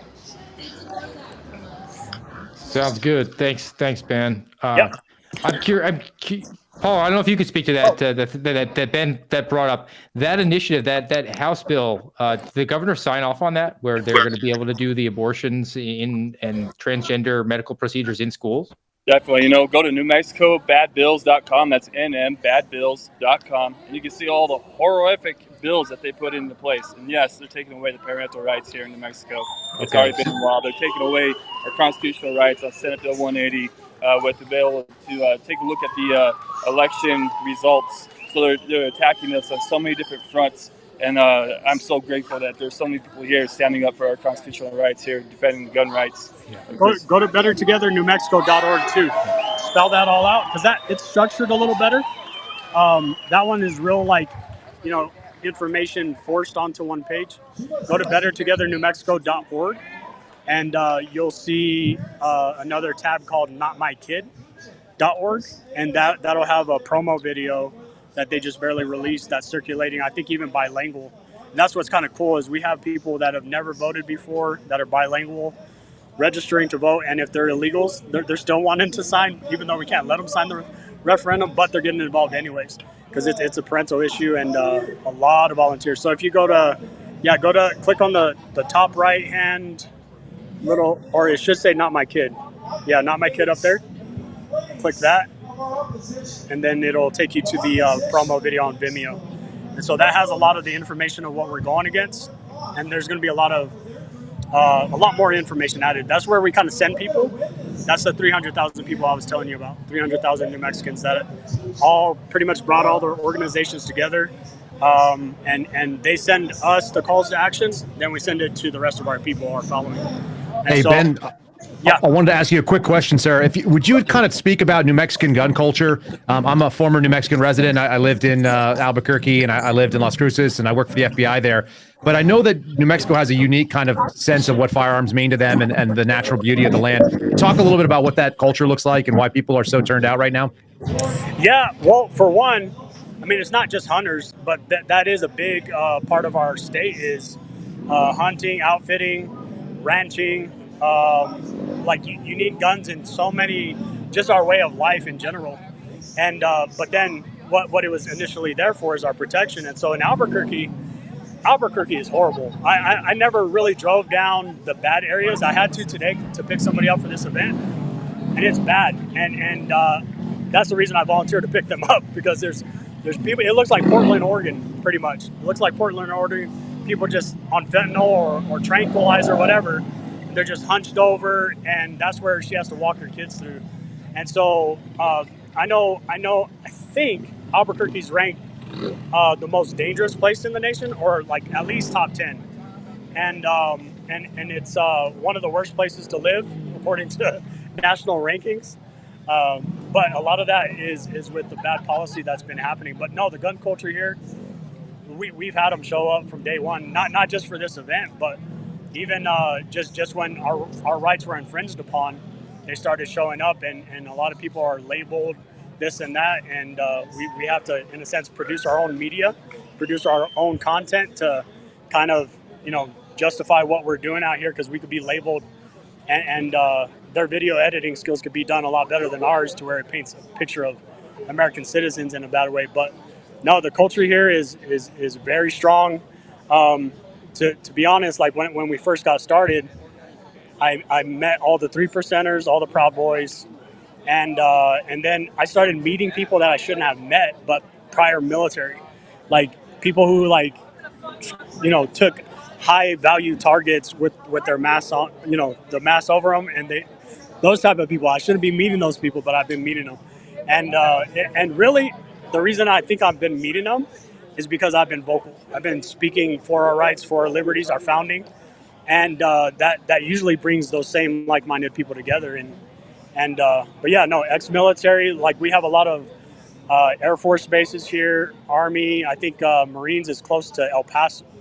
El Paso has like every branch, but that's just 1 hour away, and people still kind of live in Alamogordo or Las Cruces. And so, but no, the culture's strong here. I was actually talking to a guy who's gonna help with my campaign. He has a lot of northern New Mexico support, rural New Mexico, and he was actually telling me that the population in rural New Mexico is actually the same as Bernalillo, like about 500,000, and I was blown away by that. But he's pretty well plugged in. His family's been involved, and he was actually asked to run himself by the outfitters, but he was talking about that as well. Steve, what do you got? They want to know is there a petition to impeach the governor going around at this event? So we're creating polls. I did tell my campaign team that would be needed. But I do know that some ordinances are about to pass. That's happening in the background with the referendum effort. The same people, they're about to pass something to where we, in a sense, if our state government goes rogue, we follow the federal constitution. Like there's something within our constitution that says that. And I'll get more details about that. If you know Paul, he'll definitely have that information later on, but that's about to start passing here pretty soon. Ben, I was just on Spaces with Kyle last night, and he asked, "Hey, can you guys do some live streaming?" So, I'll be honest with you, I'm not even sure who I'm live streaming for. I'm just doing this because I need to get the word out, man. We gotta save this country. Exactly. So, can you guys share with us who you guys are and what you guys are streaming out there? Yeah, I mean, Kyle can speak for himself, but I'll be his hype man anytime he wants. Yeah. So look, I got Steve Friend. Steve Friend is a former FBI agent. He's an FBI whistleblower. We've been speaking out about the corruption of the federal government and defense of civil liberties. I'm the same thing. I was an FBI agent in Las Cruces. I got removed for letting people know that the FBI was going after parents at school board meetings, and I told them that they were going after Catholics. So, Ben, that's who I am. I'd love to have you on the podcast and do an interview full form about what your campaign is about and what you want for New Mexico. But I can tell you that New Mexico has a very special place in my heart. I was stationed at Kirtland Air Force Base in 2011 and 12, I think 10, 11, and 12. And then also in Las Cruces in 21 and 22 before they removed me. And I have a lot of love for the state. I have a lot of love for the sort of the unusual and intricate culture that exists only in New Mexico. I think it is a place that no one else you can't explain it if you've never been there, but I spent enough time there, and I got a lot of friends that are, native New Mexicans and some Burqueños as well, and a little bit of everything that I know about from being there. And I got a lot of love for running around in the Sandia. So that's who we are. And I wanted to get out there and ask you, as you're seeing the crowd, what are you seeing from the crowd, and what does it make you think about the state of affairs in New Mexico, which is overwhelmingly felt like a non-political area to me? People tend to keep their head down, but that's not what I'm seeing behind you. Maybe you could talk about that. So that's one of the reasons I'm running, because it seems like the rest of the nation almost overlooks New Mexico. We're like almost as bad as California, like as far as our legislation. We're like trying to keep up with them for some reason. And so, no, like that's exactly true. It seems like nothing's going on. The consulting company I actually persuaded because of why I'm running and what strategy we have planned. They told me the same thing. They're like, hey, there's, they think New Mexico is a lost cause, but really, when the lockdowns first happened, there was like 2,000 people showing up spontaneously weekly. So we would say, hey, we're gonna show up here, and we would give that info out Monday. There would be about 2,000 people that would show up Saturday, and so I have a hard drive full of all that information, and that's really a lot of the people that are here. Like I'm saying hi to a lot of faces that I saw during those rallies we coordinated, and so really what we did is during that time is when businesses were forced to close, we would show up to that business and keep them open. When like a good example is Backstreet Grill in Albuquerque. You can look them up. There's actually a news video on YouTube. But if you look at Backstreet Grill, they were being threatened. We showed up, and then finally the city threatened to shut off their utilities and force them out of business. So now they're in Florida, in America over there. And but that's the type of people that are showing up today. It's really the same people. But with this referendum effort that we're doing, we're getting people that we never thought we would ever see. One, my calling is to get the church out of complacency, and I'm seeing that here in New Mexico. And I asked Charlie Kirk, like, hey, are you seeing this at the national level? And he said, yeah, we're seeing it, and he thinks that it's positive. Actually, I gotta let you guys see this real quick. Little photo shoot. But Love it. But yeah, so yeah, he said he's hopeful for the change in the culture, but he doesn't think it's going to happen fast enough. Whenever the governor does stuff like this, it's almost like instant turnout for people like this. And so what we were running into is people were forgetting what happened during the lockdowns. And that's why I saved the hard drive full of all that information. And so there was people kind of going back to their old routine. It was hard to get them out, out of their comfort zone and entertainment, going to, went back to their lives in a sense as if nothing happened. And so for the governor to do this, it really helps us out. And I think Cat Turd on Twitter said that Trump just won New Mexico because of what she did. But that's an interesting take. He's probably not wrong about you said New Mexicans are asleep. I think they're a sleeping giant though when it comes to the capability of coming and resisting some of this tyranny. What do you think? Yeah, so the coordination that we have in New Mexico, I don't think we have in any other state. And so like I said, we had multiple organizations throughout the state. They had their own thing going on. There's their own issues as far as city politics, city living conditions and stuff like that. And so they all formed together. But the coordination that I've seen in this state is probably almost as good as Mike Lindell's coordination for the election. And so how he has different chapters and different team leaders, and the information is all pipelined either up or down, and it gets out. That's what's happening here in New Mexico, and like it's actually encouraging. It's encouraging when you see what we could do. Like a good example, 2 legislative sessions ago, we sent 300,000 responses. That's emails, phone calls, whatever. This last year, we sent 1,100,000 responses. And so that just shows that either we're growing or we're just getting more involved. But I think we're growing. I really think we're growing. There's like one county, we registered like 600 people in 2 months with this referendum effort. So people are done with bypassing parental rights for one, and then obviously there's a lot of gun owners, people that like to defend themselves. So. Yeah, so I was friendly with Yvette Harrell's campaign. I went and brought my whistleblower complaint to her initially. Obviously, she just got beat. But you're talking 600 people in the county. These elections are won and lost by margins of 50, 60, 80, 180. They're under 500 are changing the difference. So that's huge. What do you see as far as the crowd behind you? Who are you seeing? What kinds of people? Are they all one group? Who are they representing? A lot of variety, really. A lot of ex-military here, a lot of veterans, multiple branches here. But then there's also just a normal family, a normal family that is really defensive when our American values get trampled on. And so that's really who showed up. A lot of people that ain't scared too. We're not scared. We when we showed up to Santa Fe, there was Antifa there, state police, SWAT came out, and all that, and it actually provided good photo op, you know. But Right. a lot of New Mexico, we're not scared. We've been through this already. We've been through worse than this. But this is encouraging to see a lot of these people come back out and get in touch with a new candidate for U.S. Senate. So. Yeah, amen to that. What do you estimate the number of people that are open carrying if you were to look around there and see? What percentage?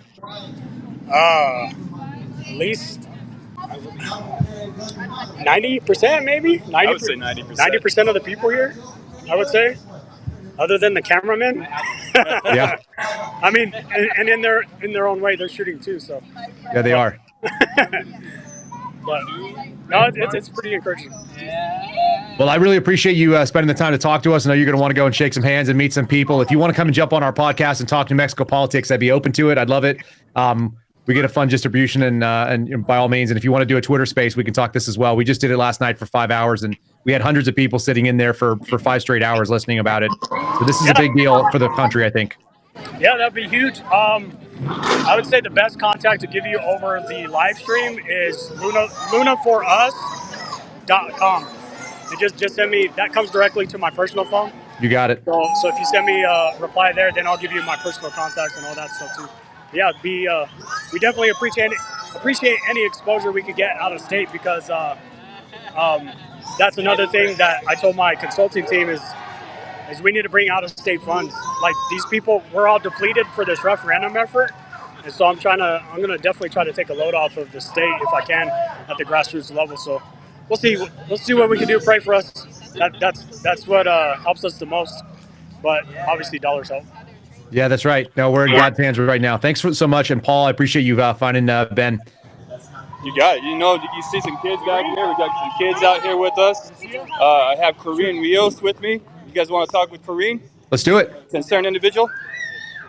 Concerned citizen Corinne Rios. Right here. Okay. Perfect. Hi there. Hey there. How are you? I'm great. So you're live right now. We're streaming on Twitter. We're streaming on Rumble. My name is Kyle Seraphin. I'm a former FBI agent, and we're out here helping you guys support your gun rights and make sure that people know what you guys are about. So just talk to us about what you're seeing. What motivated you to come out on this Sunday? Well, I'm a mom, I'm a grandma, and I'm getting tired of our constitutional rights being eroded away.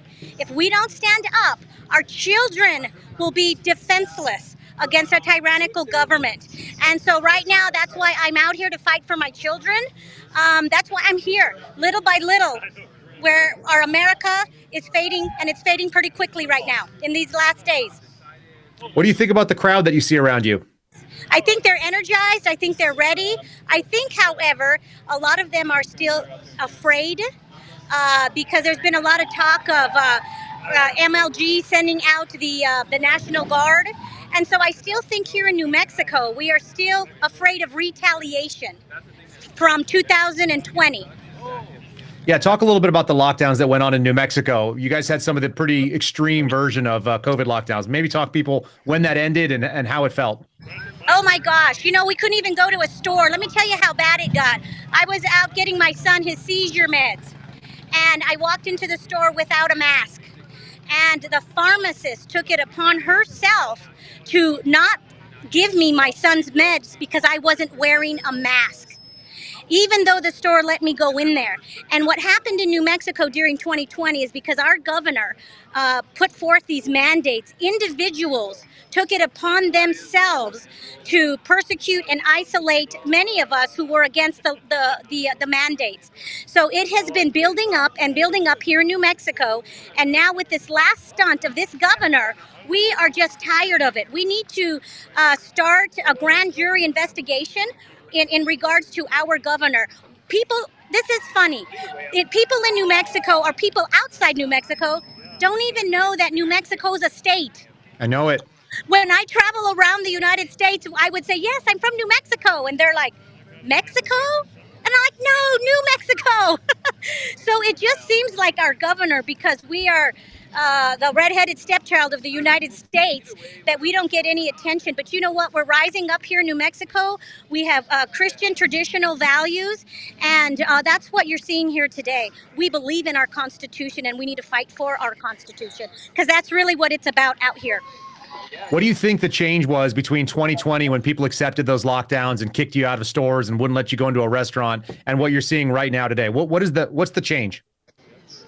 We're sick and tired of the oppression here in New Mexico. We're sick and tired of businesses being closed down because we have no choice. You know, the left and our governor is all about choice, choice, choice, pro-choice, bro-choice. But yet when it comes to a virus, she doesn't let the citizens decide for themselves what is appropriate action for them. She doesn't allow the business owners to put up protocols in their own shop. And that is what's happening around the country in these left, progressive, Democrat cities and states. Choice. We want choice, just like the pro-choice movement of the left progressives. Are you seeing anybody oppose what you guys are protesting right now? Do you see anybody that's saying, yes, we want to get rid of all the guns? There was one gentleman here that got the crowd riled up, but he was quickly ushered out of here. But there's not a whole lot of opposition here that I can see. What do you think about gun culture in New Mexico in general? Can you talk about it?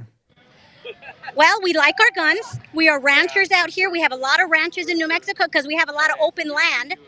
And we have a lot of military folk out here because we have a Kirtland Air Force Base. So we understand the purpose of the Second Amendment, and that is to protect ourselves.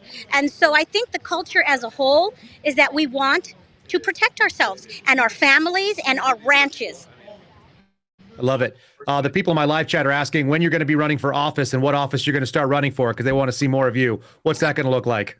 You know what? I'm homeschooling my daughter, and she's 14, and so I don't have any desire at the moment. But who knows where I'll be soon. But we need to change our state for our children because our children won't have an America to go to if we don't stand up now. So true. Maybe you can kind of say what you see New Mexico being floated as a test balloon. Do you think they're trying this with you guys because they can try it other places later? Oh, I'm sure. I think in 2020, our governor was a test pilot for lockdowns. I'm not really sure. I can't remember. But sometimes we are the test pilot because nobody even knows we're here half the time. So we are the test pilot program for the rest of the United States. And if everybody out there doesn't think this is coming your way, it's coming. It's coming. Your governor, your left progressive governor, will have the ability to just call an emergency and then take away your rights. So what's happening here in America is surely to come your way, everybody else's way. Green, you're the best. Thanks so much for speaking to us. I really appreciate it. That was outstanding. Bye. Thank you. Bye-bye. Appreciate it. All right. Thank you, sir. Oh, sorry, Corey. Bye, Paul. We'll see you. Take care. That was great. Hey, guys. I'm not sure if you guys want to... I met up with Aaron. Let's do it. There's folks here. I got 3 of our other folks lined up. If you want me to talk to them, if you guys want to take a short break. Yeah, let anybody tell us what's going on. You can just line them up and have them talk to us. Here's Aaron. Hey, man. How y'all doing? We're good. How you doing, Aaron? My name's Kyle Serafin. I'm a former FBI agent. I used to live in Las Cruces, and I was stationed in Albuquerque. We want to hear what you're seeing out there. Yeah, you were on Alex's show a couple weeks back. Alex Jones, right? That's right. I had been on Alex Jones' show. Yep. Yes, sir. Nice to meet you. Likewise. Yeah, we're just out here fighting for the second, man. You know how these Democrats are these days. They're trying to take all of our rights under the color of law and under health orders and just ridiculousness. So, we're out here just trying to stand for freedom. Well, we've been talking to a couple people that look like they got some Latino blood. Looks like you got a little darker skin. I've been seeing people on Twitter telling me that this is a white issue, and I had people telling me that it's old white people in Albuquerque that are protesting. It's crazy. Like, I've been called, I don't know how many times I've been called a Nazi and a white supremacist. I mean, I can't even tell you how many times. What's that about? Yeah, well, because, I wear the Trump hats, and I got these kind of shirts on, like. So, what's the shirt say? It says, not my dictator with MLG, and she's has a Hitler stash on her. And she's about what, 4 feet tall? Does that sound right? Yeah, she's like think less than 5 feet or 5'2" or something like that. She's real short. Uh-huh. Yeah. So tiny so tyrant. What is it? She's a tiny tyrant. And what was your sense? You got the credo, the decree that they were going to say you couldn't carry a gun in public. Oh yeah. Do you have a concealed carry permit? No, I don't. No, I don't believe in having to have a concealed carry permit because all gun laws are illegal per the Constitution. I'm down with that. Okay. Are you open carrying right now? I open carry most of the time, and yeah. Okay, sure. So you heard her make that decree. What were you thinking when you heard that being announced on the news? I started laughing. I was like, yeah, right. Like, I know Democrats that will never give you their gun rights, you know? Like, it's kind of crazy that she thinks she could do this in a state like New Mexico where we've had our gun rights for so long. And no matter what political side you're on, people own guns here. Like, so I didn't think she was thinking really when she did this. Or she's just a tyrant, you know, because she's been doing stuff like this since the COVID hoax and all this stuff. So, you want to talk to people about your experience of the lockdowns that were happening in 2020 and on? Well, I ignored them because I knew this was happening in 2019 because of, you know, Event 201 and all that stuff. So, like, we saw this coming. So, I didn't comply, and I was telling everybody else not to comply. So, how is that message received as you walk around in places like Albuquerque? Man, well, because I guess because I'm a big old black dude, most people don't come up to me all like, hey, what's that hat about? You know, and all that stuff. But, you know, get some dirty looks. But most of the time, I'm not even going to lie, I get a lot of positive feedback. Like, I'll go out and I go to the stores and people are right there. You know, people are shaking hands and of all colors, of all races and backgrounds and everything. I've had Muslims come up and shake my hand with my Trump hat on, saying, you know, like all kinds of people. So the whole thing that it's a white issue is not true. This is an American issue. Like, we need to quit seeing everything about color. You know, we're all Americans. You know, like, I'm fighting for my American brothers, whether they're brown, white, black, red, or yellow. You know. Yeah, amen to that. Where did you grow up? Did you grow up around in New Mexico? I'm born and raised here. My mom's from New York. And my mom's an older lady. She's like 70. She was around when they started integrating the schools. And she was like, she's never even experienced racism, she said, in my whole life, I've never experienced racism like the way people try to portray it. She said, so she doesn't even believe in this. And I was raised to see everybody equally. I was raised as a Christian, you know, so that's where I'm at. So I love it. Standing for the Constitution, standing for freedom, standing against the World Economic Forum, the New World Order. I've been talking about the New World Order since I was 17 years old. I'm 32 now.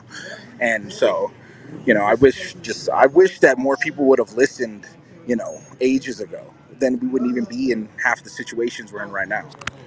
What would you call on people who are not in New Mexico to be doing as they see what's going on in that circle right out there? Stand up for your freedom, you know.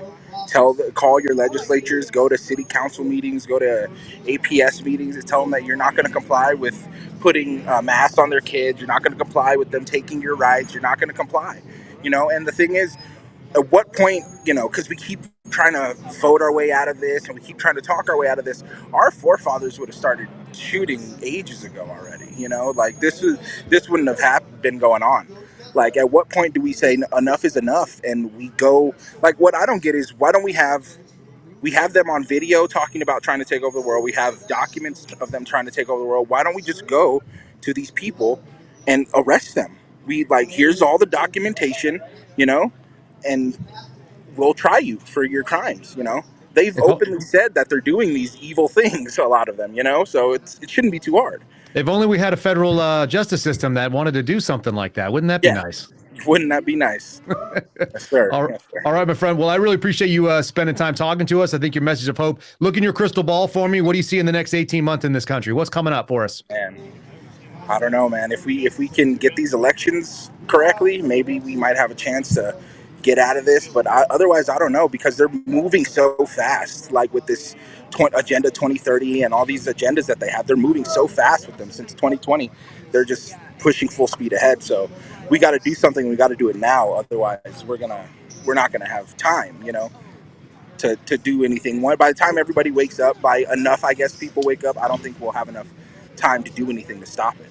So we need to stand up now. We need to, you know, we have the documents, we have them on video, we have all the evidence. We need to do something to, you know, get it handled, get it done. Fair enough. I appreciate you doing something. We're not asking for their heads. We're asking them to either go away with all your stolen millions or go to jail, you know? Just run off and leave us alone with your stolen millions, or just, you know, go to jail. That's about it. It seems like such a reasonable request. Right? Hey, yes, we sir. do appreciate you chatting with us. Thanks so much, man. Be safe today and enjoy yourself. You as hey, well. where can people find you at on social media? Where can people find you at on social media? Aaron Morrison. I'm on Facebook. Aaron Morrison or Aaron James. I'm not too hard to find, honestly. Kareen, Thanks, if you add Kareen, I'm on her friends list. So, yeah. Good deal, brother. All right. You all have fun. Stay hydrated out there. Have a good day. Thank you, Aaron. All right, Well, guys, we're here with Becca Miller. No, Becca Marie. Becca Marie. Hi. hi, Becca. Hey, my name How's is it Kyle going? Seraphin. You're on our live stream right now. We're streaming on Rumble and we're streaming on Twitter. Okay, sweet. We're talking about New Mexico gun rights, as you guys are. We did a space yesterday talking about this. I've got a lot of love for New Mexico as a former FBI agent who worked in New Mexico, and I was stationed at Kirtland Air Force Base. Tell us kind of what part of New Mexico are you from and what you're about. Well, I live in the East Mountains, which is just a little ways from Albuquerque here. I actually host a radio show on KDAZ Radio here in town. Mm-hmm. And I also do multiple podcasts and have a website and everything too. And I started doing that back during when the whole scamdemic kicked in. And I used to go to a lot of rallies and speak at some rallies. And there was also a radio station in town I used to call into a lot and comment on the topics. And the owner of the station one day said, "Hey, I want you to come in and maybe do a recording for me." And I said, "Sure, okay." So I did that, and it just from there, I've been doing radio ever since. Do you think that our First Amendment under attack as well as the Second? Oh, absolutely, absolutely. And you know, the biggest example of that was during the height of the scamdemic, how they were silencing conservative voices on social media. And there were a number of professionals, doctors, scientists, things like that out there speaking out against the mask, the lie about the mask and the vaxes and all that, and the danger of the vaxes. And they were being blocked and canceled and censored. And even I was speaking out a lot about that stuff early on, and my account got completely deleted and all my followers were gone. Do you think people that are around you in this crowd are worried about being canceled or being outed for being there? Maybe not so much now. I think a lot of people actually, due to all the tyranny we've had in this state from this awful governor we have, I think a lot of people have become very emboldened. I know I certainly have. And, you know, the way I've described it to a lot of people is before all of this happened, I really believe, like a lot of other people, I was kind of asleep. I was living my life. Everything was going pretty good. And I didn't really have a reason to be involved. I didn't think I did. And then when all this started happening, it just kind of opened my eyes. And I just suddenly, I don't know, something flipped in my head, and suddenly a lot of things became very clear to me. And I think a lot of people are the same way. It's, you know, it's almost like you can compare it to like the Matrix, you know. Suddenly I got red pilled.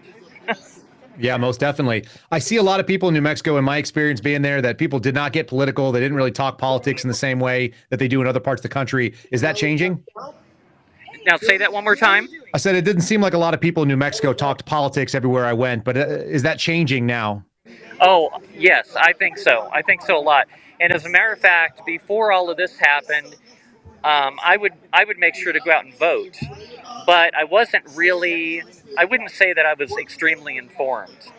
And ever since all of this started, I have been very interested in being informed. I do a lot more reading. I don't necessarily count on the mainstream news for my information because that's mostly just, regurgitated indoctrination. Yeah, you can say whatever you want. You're good here. Yeah.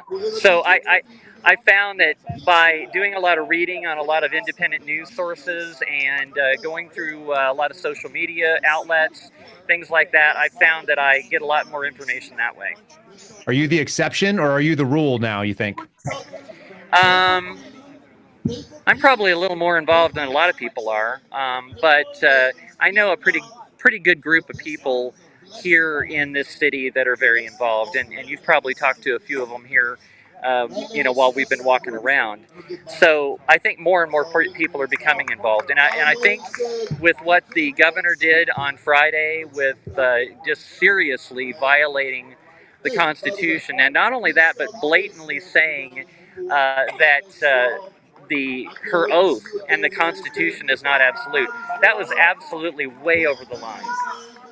I think a lot of people would maybe mistakenly think that gun rights are a man's issue, that men are most interested in guns because that's who they see carrying them. There's a lot of women that we're seeing in the crowd out there. What's your sentiment on why that is? I don't know. I think maybe through the course of all this, I think a lot of women have become aware of what's going on, and they, by carrying, it's a way of, like today we're here, and I honestly was. A lot of people were afraid, and they didn't come today because they were afraid if they came here that maybe they would be arrested. And that's the sad thing is we're afraid of our government. And a lot of people in this state are terrified of this little governor that's not even like 4'8". I don't know. I think she qualifies for a midget. And they're terrified of this tiny little person. And it's like I laugh at this, and I tell people, it's like, have you seen this tiny little midget? Why would you be afraid of this person? And I think a lot of people are starting to realize that there's power in numbers, and the more of us that gather together, I think the more emboldened a lot of people feel. Tell me about self-censorship. Is that starting to die off? Are people ready to push back and be willing? I think so. I think more so. A lot of people are afraid to speak out because they're afraid that there'll be some kind of repercussions for it. I have not ever had that sentiment, obviously, but I think a lot of people are becoming a lot more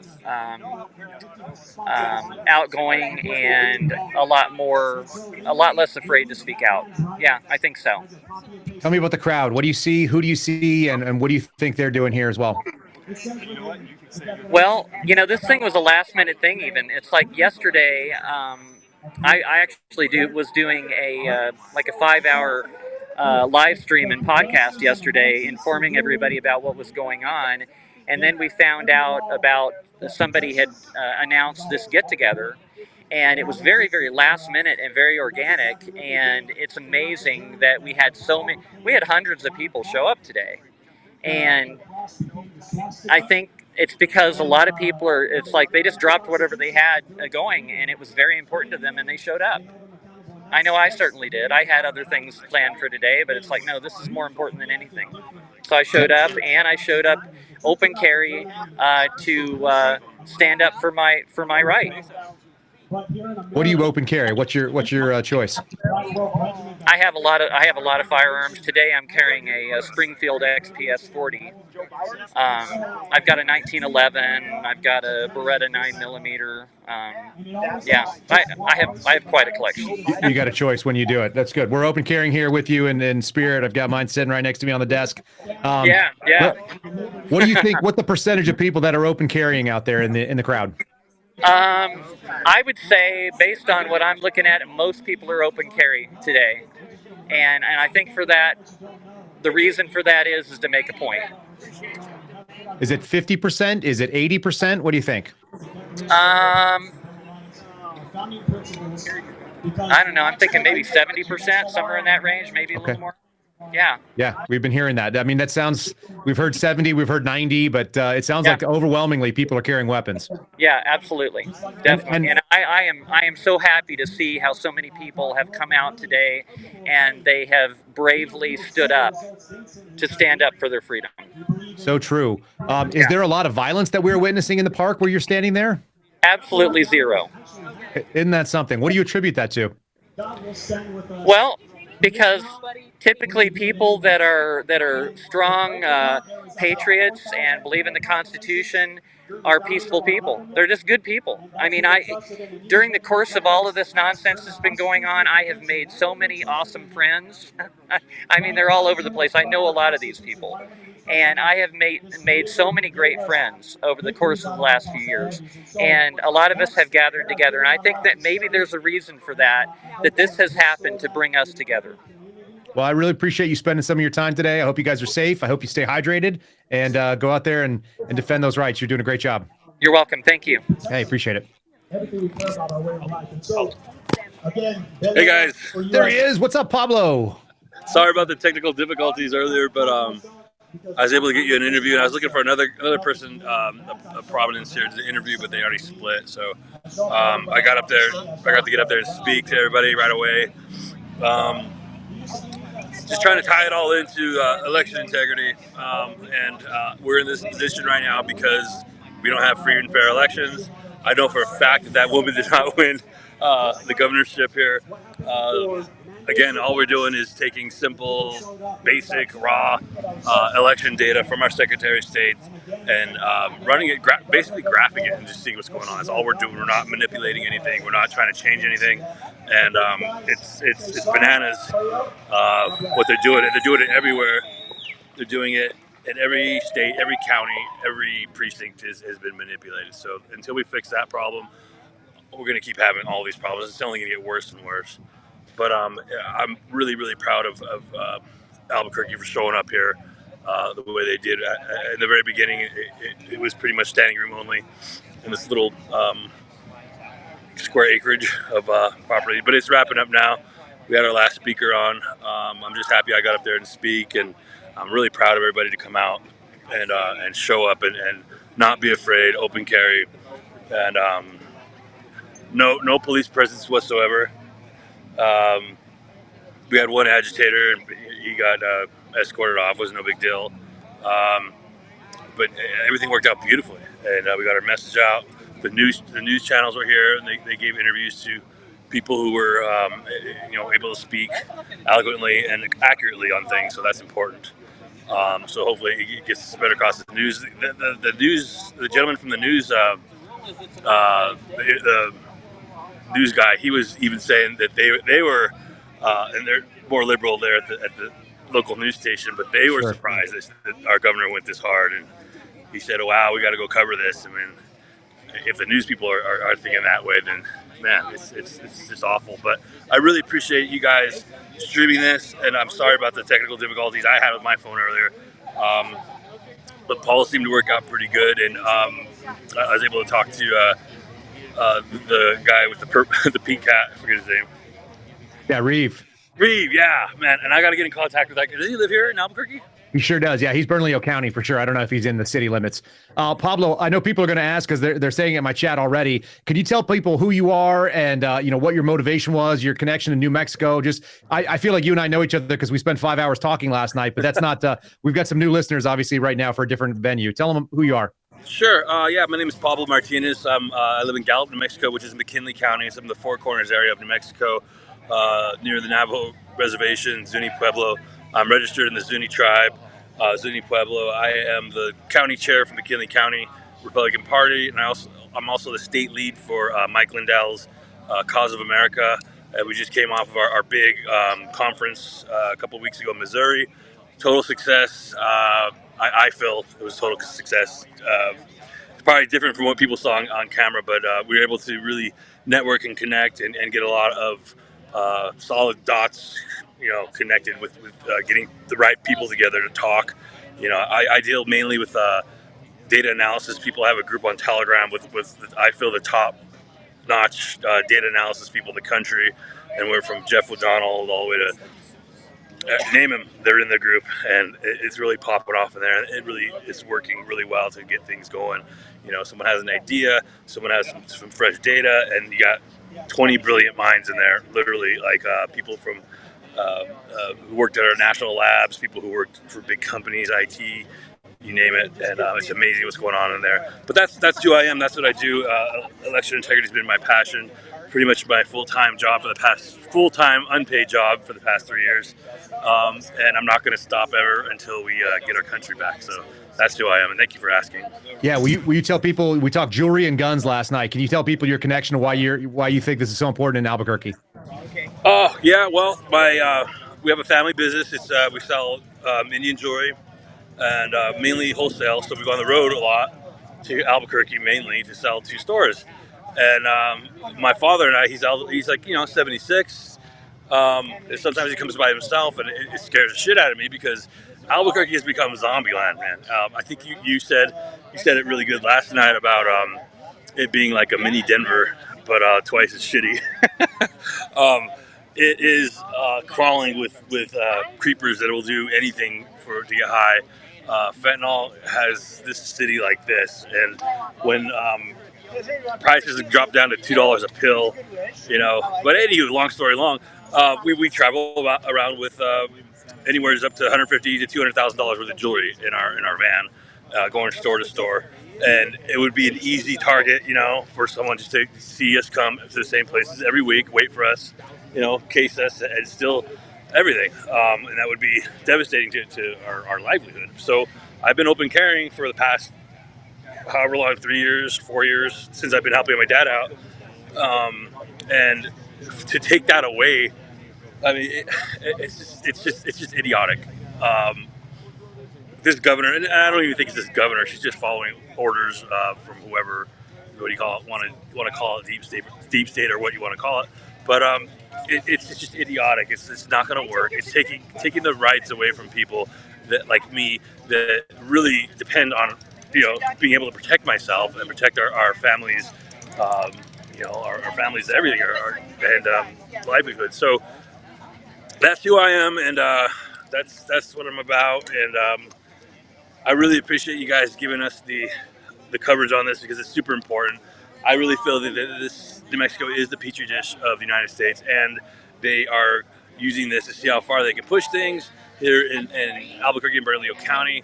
And if not enough people stand up and stop it and voice their opinions, then they're going to move it on to another city, and she's going to keep prolonging this emergency order like she did with all the other orders. But we have a gentleman here who is running for U.S. Senate, and he has been waiting, and I kind of popped in because I wanted to say hi and thank you guys. Sorry about the technical difficulties. I want to keep in touch with you guys for sure, and there's a lot of stuff to work on, and I'm so glad I met you last night. Thank you, Paul, for getting us together, and I really appreciate the work you're doing, man. To hear you talk about these issues, you know what the hell you're talking about, and it's really awesome to have another strong voice out there. So hats off to you, and thank you so much. Thanks for being there. Appreciate it, Pablo. We really appreciate you guys doing your thing. Go. Oh, this? Yeah, sure. Okay. So, hey, guys. How are you? How we doing? Pretty good. I'll take the hat off. It's getting kind of warm anyway. I was going to say, it looked really good. Oh, thank you. So my name's Kyle Seraphin. I run a podcast that goes nationally. We're on Twitter right now. We're on Rumble Live. And my connection to New Mexico is I was stationed in the Air Force at Kirtland for a little while. I was an FBI agent in Las Cruces. I got a lot of love for the state. I got a lot of love for Albuquerque in particular, but I know it's on some pretty rough times right now. You could tell us kind of what drove you out to this rally and what you see and the kind of people you saw and maybe the experience you had in the last couple hours. Well, I was up on stage a couple times because I'm actually running for U.S. Senate against the incumbent Martin Heinrich. And so I'm a geek. Opened up computer stores in 1975 and 76, and I've been doing high tech. No political stuff, but when you're putting in computer systems into major corporations, it's all political. It's just corporate political. So I have a background there. And so I actually got started because an ex-employee said, hey, we have these 6 bad bills. And I said, tell me about it. And it was about abortion. It was about parental rights. It was about cross-gendering and everything else that was just horrible. So I read these bills, and they almost made me nauseous. And so I created a website, NM Bad Bills, just to be helpful. And that all of a sudden took a life of its own. And so people started saying, you ought to run for a representative or senate in New Mexico. And I've never been a person that does things halfway. So I said, go big or go home. So I thought, all right, be one of the 100 in America that can actually make some changes. So I'm going to run against a 10-year incumbent looking for his 3rd term. And I'm going to beat him like a drum. I love it. Tell people where where did you grow up? Were you in New Mexico your whole life? No, I originally a Detroiter. And then at 18, went into the Air Force during the Vietnam era, and then traveled all over the world doing tech stuff. And so I've had a great life. I'm 71, and my father had been kidnapped by the Germans when they invaded Poland, and they threw him on a work farm as a slave and liberated the big, strong German farmers, stuck them in the army. So my mother and grandparents had to run from Italy So I'm firstborn in the U.S., and I feel like I really have to give back to this country, because I wouldn't even be alive if it wasn't for all the brave Americans that crossed an ocean to save the Europeans, period. End of case. So when they said, hey, you're kind of good at all this, I laughed and said, well, I don't know. And then it was like, all right. So I listened to what the incumbent was talking about, and I thought, well, that's ridiculous. And I said, all right, let's get a different voice in there. Well, you just were talking about some of the tyranny that happened in Nazi Germany that went on during the World War II era, and some of the really atrocious things that happened in the 20th century. People have drawn parallels to what we've been seeing in the last 3 or 4 years, and some scary maybe pathways the U.S. is on. Do you see the same thing, or do you think that's an overreach? No, that's why I'm doing this, because I'm shocked that people are afraid to say the word communism. Okay, I say it all the time because that's what this is. If you actually look at the Communist Manifesto that got read into the congressional record in like 56 or 62 or something in that era, they had like 40 points of what they were going to do: take over the schools, take over. Break up the families, get rid of religion, all these things that have been happening. So this is absolutely a preordained attack on what the founding fathers really wanted to do. And so it's like, okay, no, I owe my life, and I am so going to stop this as much as I can. He's going to stop it. He's going to stop it. I love it. So you got a chance to stand up on that stage. You got a pretty good look at what that crowd looked like in all directions. What kind of numbers are you estimating, and how many people, what percentage were carrying weapons? I would say there was a little over 400 coming in and out throughout the session. But of course, it was an impromptu thing. Our crazy governor just went ahead and announced this, and even said in her interview, when a reporter said, what are you really expecting the criminals to stop carrying weapons? And she said, no. And it's like, why would you do this then? I'm actually carrying, and I would say that probably half, maybe 5/8, decided to say that they just aren't going to buy into it. I talked to 2 state police officers, and their complaint was this crazy rule forces them to face a $5,000 fine if they are, of course, by law, supposed to carry when they're off duty. But the law is written in a way that if they're carrying off duty, even though they're state police, they can be fined $5,000. It's insanity. Okay, so so the sheriffs and the police and the state police, they're just laughing at this blatant violation of the Second Amendment. So New Mexico got rid of qualified immunity, which is obviously pretty dangerous for those in the law enforcement community dealing with a ruling like this. You've talked to 2. Have you gotten the sense from other law enforcement that they have any support for this decree? Well, see, in New Mexico, there's New Mexico Citizens Bill of Rights, and there's an Article 4A in there.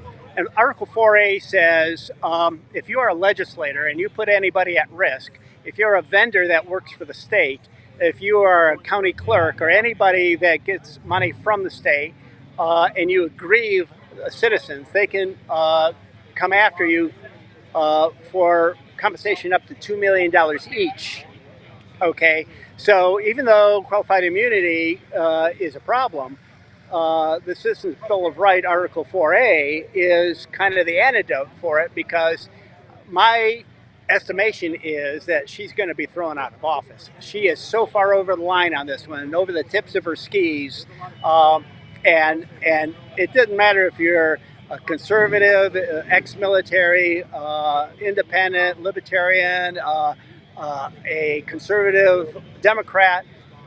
If you're a far left progressive, which is only maybe 5 to 10% of the party, then okay, you're applauding what she did. But everybody else is like, are you insane? And so, and it was the craziest thing to try and use the unfortunate death of an 11-year-old as the mechanism to disarm the population. Phase 1 for 30 days, phase 2 for 6 months, phase 3, 10 years, and then forever. So the people of New Mexico are definitely not buying it. So it seems like nationally, the DOJ may have overstepped by going after Trump with not one, but two or three, but four indictments, and it looks ridiculous. This has similar ridiculous nature. Do you think that she overstepped and she's lost ground on this move? Oh, she is so upside down at this point, and there are people that have already filed suits to have her removed from office for treason. I mean, she went against the U.S. Constitution, Article 2. So it's like, what are you talking about? You can't do that. I mean, even a kid in junior high would know that you couldn't do that. You would think. You would think. You would think. Exactly. Look into your crystal ball for us. What do you see in the next, let's say, 12 to 18 months in this country? Where are we moving? Where are we going with New Mexico being kind of leading the charge on this? Well, if you go ahead and you look up the Dominion machine graphic of where the Dominion machines were used in the counties in America in 2022, you'll find something very interesting. What you'll find is that New Mexico has 33 counties, and every one of them is using a Dominion machine. Dominion machines are being decertified all over the country, but this Secretary of State is also out of control. You see, New Mexico is a trifecta state. So the Democrats own the governor, the attorney general, the Secretary of State, two senators, U.S. senators, until I take one of them out, and then most of the county clerks and everything. So it is a dictatorship, and people are waking up to it. I think New Mexico is going to go solid red, and by a nice margin, because independents realize that this, when you have somebody that's so blatantly willing to go against the Constitution of the United States, it's very clear that they don't want any part of that kind of person. So if you take a look at the two senators, Ben Ray Lujan and Martin Heinrich, they kept their mouth shut. They didn't say, hey, wait a minute, what are you talking about? You can't say that. When the governor said, well, the criminals aren't going to abide by this, when a reporter asked them, is like, wait a minute, are you like clinically off your rocker or something? So there's going to be a huge backlash. This stunt is going backward, and that's good for the country, because New Mexico is the testing ground, the petri dish for America. It's not California, it's New Mexico, because with a supermajority that they have in the House and the Senate here, and the governor and the attorney general and corrupt judges and everything. So it's like, okay, they think they can do anything they want. And these bills that they passed prove it, because they ignored 1,100,000 emails, texts, and letters. And because the referendum wants to put these 6 awful bills on the ballot for the citizens to vote. And she's doing all kinds of dirty tricks to block the citizens from being able to vote on the issues. And this is waking up the mama bears, the papa bears, the grandpa and grandma bears that care about their kids and want their parental rights and citizen rights and everything. So it's a huge overcalculation on their part. I love that. I got two quick, easy questions for you. We're carrying with you in spirit here. We got Glock and Sig sitting on the desk. What are you open carrying today? Well, I'm carrying a little Ruger because I love my Sig 226, and I didn't know what was going to happen down here. That's a pretty reasonable thought. I can get behind that. And where can people follow and support your movement if they're looking to help you out? Sure. So the website that I did that is helping the referendum effort is NM for New Mexico, badbills.com. Okay. I have the domain name nmsenator.com, and I'm going to be putting up another website where I'm taking all the data that I'm allowed to have as a candidate for U.S. Senate and running it through data analysis programs that myself and a good friend and partner on this, we're going to take the data, we're going to identify every bad county where there's funky addresses, too many people in one house, apartment buildings that are only 2 stories high, and there's addresses on the 3rd, 4th, and 5th floor. I mean, all of this, you can't believe how dirty these voter rolls are, and we're going to crush it next week. Yeah, for right now, NM Bad Bills is up. If you go on WinRed, you can look at Nevada. I'm at New Mexico, I should say, and I'll be on there, Robert Kwasny, running for Senate. And so, yeah, we're going to take it to him now. It's long overdue. We're going to be nice about it, but we need to push a bunch of these people out of office. Okay. Well, Robert, we wish you good luck on that. Thanks for spending some time with us, and I appreciate all that. All right. Thank you so much. Appreciate the time. Thank you, Robert. Appreciate it, man. All right, guys, we got some two more people over here, Jason and Josh. I'll introduce y'all to Jason first. Sure.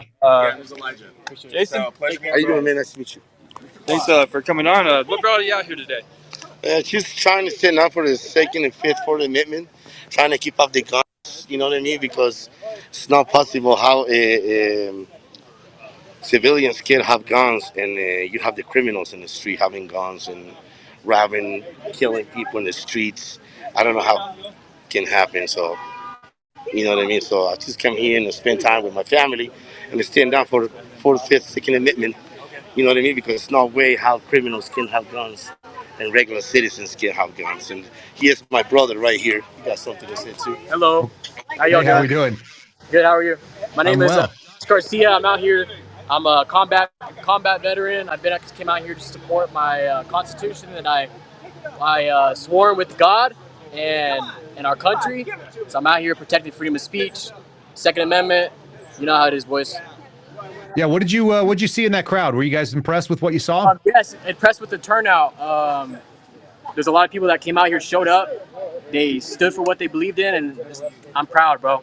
For Albuquerque, I'm really proud. Hometown right here, so I'm proud.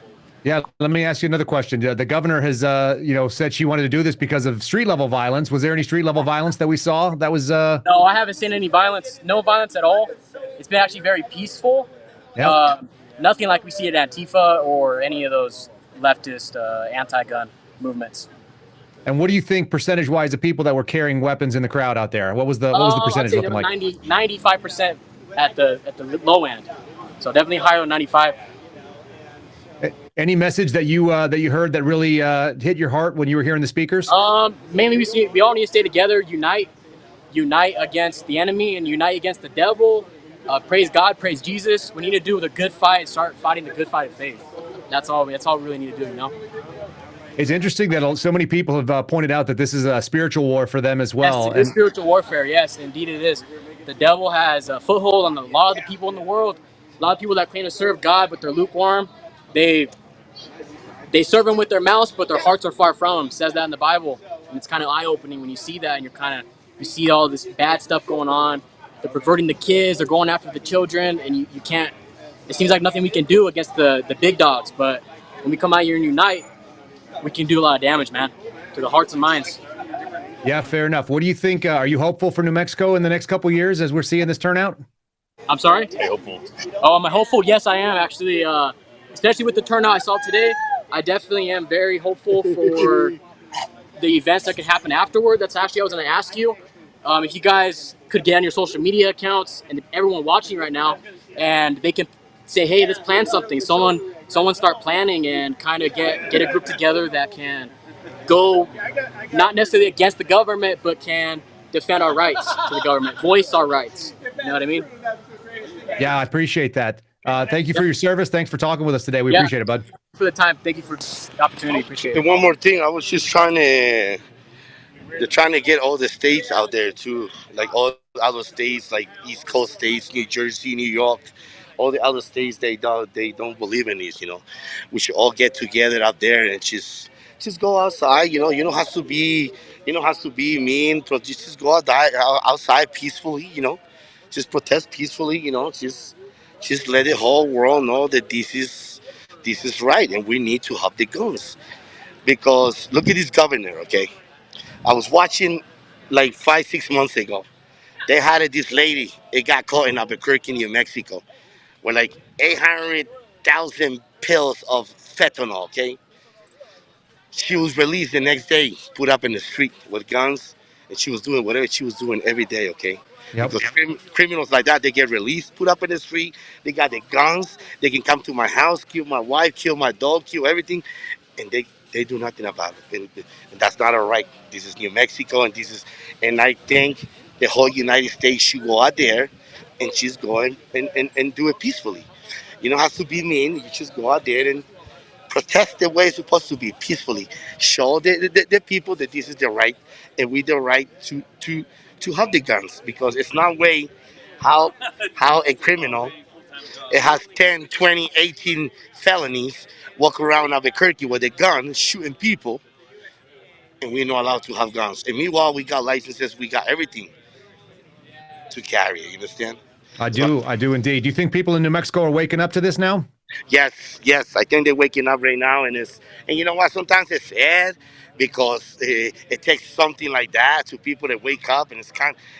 I don't say it's too late, but I think it might be a little bit late. But I think we want more people to wake up more, because if they don't wake up the next year or two, which is gonna become like Cuba or Venezuela or one of these other communist countries. Yeah, I hear that, man. I appreciate it. You guys be safe as you're walking around there. Thanks for talking with us. We appreciate the time, and thanks for your opinions. All right, you too. Stay safe. Right on, brother. Thank you. Thank you very much. All right, guys. Pablo again. We're going to probably close out here. It's pretty much thinned out, but it was a great turnout. Imagine this park was completely full of people. Yeah. We had a gazebo there, and people were speaking. It was beautiful. But the turnout was amazing for New Mexico. Of course, I'd hope for more, but it was so just promptly put together that I was amazed the turnout was so good. But the next one, we're going to have another rally, I guess, on Tuesday. Tuesday at Civic Plaza here in Albuquerque, 10 to 2. And so that's going to be another thing to look forward to. We're going to keep doing the same thing until she listens and drops this bullshit. So again, I can't speak enough. Thank you guys enough for doing this, man. I know you guys have a huge reach, and I really appreciate you taking your time. And speaking last night was amazing. I learned a lot, and I look forward to jumping on more spaces with you guys for sure. If you ever want to host one, invite me. I'll be there. I appreciate that, Pablo. It's been great getting to know you. Yes, sir. Hey, Pablo, if you're going to be at that event on Tuesday, if Kyle can't cover it, I can probably get you on LFA TV too. So if you want another network down there to give you guys some more attention, let me know. I'll get your information from Kyle. That'd be awesome. Unfortunately, I'm going to try to make it here. Unfortunately, not unfortunately, but I have, I don't know if you guys know who Dr. Frank is. He's big on the election integrity stuff. He's the bow tie guy. He's coming out to Window Rock, Arizona, which is the capital of the Navajo Nation. And he's going to give a presentation there on how messed up our voter rolls are there. And because I've done some initial analysis on the voter rolls in the reservation, and it's the most manipulated group of people I've seen in the whole country, which is super sad. But this is going to be a pretty big story. Maybe we can have a live feed from there or something. But we have a patriot that donated their. They have a movie theater that they're going to let us use, and he's going to have the concession stand open, and then we're going to have Dr. Frank presenting the data there. And I've seen a few of his. I've seen a shitload of his presentations, and they're done really well, really quick, really professional.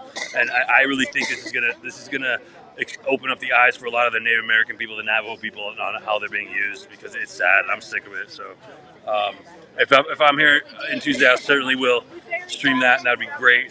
This is very important. This is it. This is the hotbed of the country right here, and we can't just let this get forgotten about, and I don't think it will. There's too many people here that are just pissed. So, and you guys have amazing insight, analysis, and advice. Thank you for your advice also.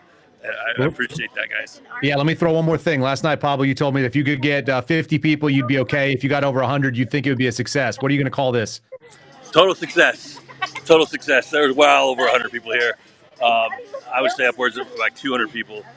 This park was completely filled, and I'm happy. I was happy. I was able to talk to as many people as I did today over the loudspeaker, and they all agreed that we need to work on our election. So that's my deal. I told them that we're in this position because of that. That's the core of our problems, and we're not able to elect and get people in that really truly represent us. Just imagine the landscape of our state, of our country, if we actually were able to elect people and we had people in there that we chose. It would be a beautiful, beautiful place to live. So that's what I'm shooting for, guys. And I really appreciate you giving us the mouthpiece and focus on New Mexico. I really do, guys. So God bless you, and keep it up. And I hope we've got a friendship here and connection here that'll last throughout the rest of this crap until we win. I love it, man. Hey, you have safe travels back to Gallup. Thanks for spending your time. God bless you too. God bless you, sir. Thank you. All right, y'all. Hey, Kyle, I got a couple questions for you. If you can answer some questions for these people in the live chat. Yesterday, I was texting you and you said something about open carry or concealed carry being legal in every state now. Can you give us a little information on that? Because a couple people in the chat were asking about it. So open carry is not necessarily legal in all states, but concealed carry is something that is now, there are two basic ways that we do concealed carry issuing. It's known as shall issue or may issue. And before the Bruin decision, which was the New York case that went in front of the Supreme Court, was decided this year, before the Bruin decision, we had a situation of a mixed bag. Some were shall, some were may.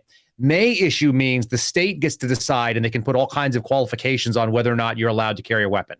They could say you must have a good reason. They could say it can only be for certain types of businesses. They could say it could only be for certain types of people who are engaged in certain types of commerce, and blah, blah, blah. You know, sometimes in places like California or New York, it was limited to people who were carrying huge sums of cash, that were moving diamonds around. You know, Donald Trump could get a permit, but a regular guy couldn't. And the same thing was true in California. So the lawsuit basically settled, and the Bruin decision settled that is not a constitutional position, that the state would be able to put certain stipulations on it. And they have moved the entire country into what is known as shall issue. And what that means is if you are not a felon, if you're not a prohibited person, you're not convicted of a domestic violence battery or something like that on the misdemeanor side, and you have no other reasons that would compel you from not carrying a weapon, the state shall issue. And then you might as well switch the word out and say must issue. They must issue a concealed carry permit. Now, every state has its own rules about whether you can carry it in a bar or a restaurant, or what the rules look like if it's a park or if there's certain public areas or a theater and so on. So they can limit the places where you may be able to carry it in public. And some of the private businesses can also sometimes say things like they restrict you if you do or don't have a permit. But as far as the government goes now, the shall issue change, which happened in June, it's relatively new for most people. And if you're not a gun carrier, and like I said, I think I showed you guys, I got 4 sitting on my table right now. I got 2 more sitting up on top. When it comes to firearms, that's kind of my gig. And apologies here. I got I just had my my Bluetooth went off. I had a phone line open. But when it comes to guns, like that's my jam. And we've changed the game dramatically with this most recent Supreme Court decision. And the court, it turns out, it looks like is on our side for a lot of things. When I say our side, I mean American civil liberties side, which is hopefully the side that Americans fall on. If you think that limiting other people's civil liberties is a good thing, I think that's an un-American position. So that's the big change there. And what else did you have? With the concealed carry, once you have that permit, are you legally allowed to drive in a car, or does that also apply to the state laws where every state is different? Can you drive with a weapon loaded? Does it have to be in a lockbox? Do you have to still apply to those laws, or once you have that permit, you can pretty much carry? So as far as I can tell, now I haven't seen every single state, so your laws may vary. Not legal advice that binding by any means. Don't cite the Kyle Seraphin show if you get locked up. But you should be able to go to the NRA's website and you can actually see what you can and can't carry in. And I have never seen a state where you can, if you have a concealed carry permit, you can't carry in your own vehicle. That's almost universally the case. So what it usually would mean is in your personal property, on your personal business, if you happen to own a business, if you own a restaurant, or if you run a store or something like that, you can carry during those times as well. They can't limit things on your own property. And places like Texas and Arizona is one as well, where we call constitutional carry, you don't even need a permit to carry concealed or otherwise. And they're looking at passing that. I'm not sure if they passed that in Florida yet, but it's definitely going that route, where more and more states that are conservative are realizing that the government even getting involved in this in the first place is illogical. And they may give you special privileges in some restricted areas to be able to carry, or that a certain business may say only people who are permitted can carry here. But as far as walking around in areas, if you have a concealed carry permit and you are walking around in public, the default position is you should be able to carry, and the law may restrict certain areas. But in your own property, driving, that's usually known as traveling. That's almost always thought of as an extension of your own home. Because some people actually live in their cars. You can carry almost in every state. I can't think of one example. And if somebody finds one, you can put it down in the chat and we'll issue a correction on that statement. But I don't think that exists. And I know a couple people in the chat were talking about Kyle making a firearms class, and me and Kyle have been talking about putting maybe together a little master class. Give us a little, if we did put that together, well, I want to see feedback from everybody in the live chat. Is that something you'd be interested in? And Kyle, could you give us a little bit of a rundown? And if we did put something together like that, what would be involved?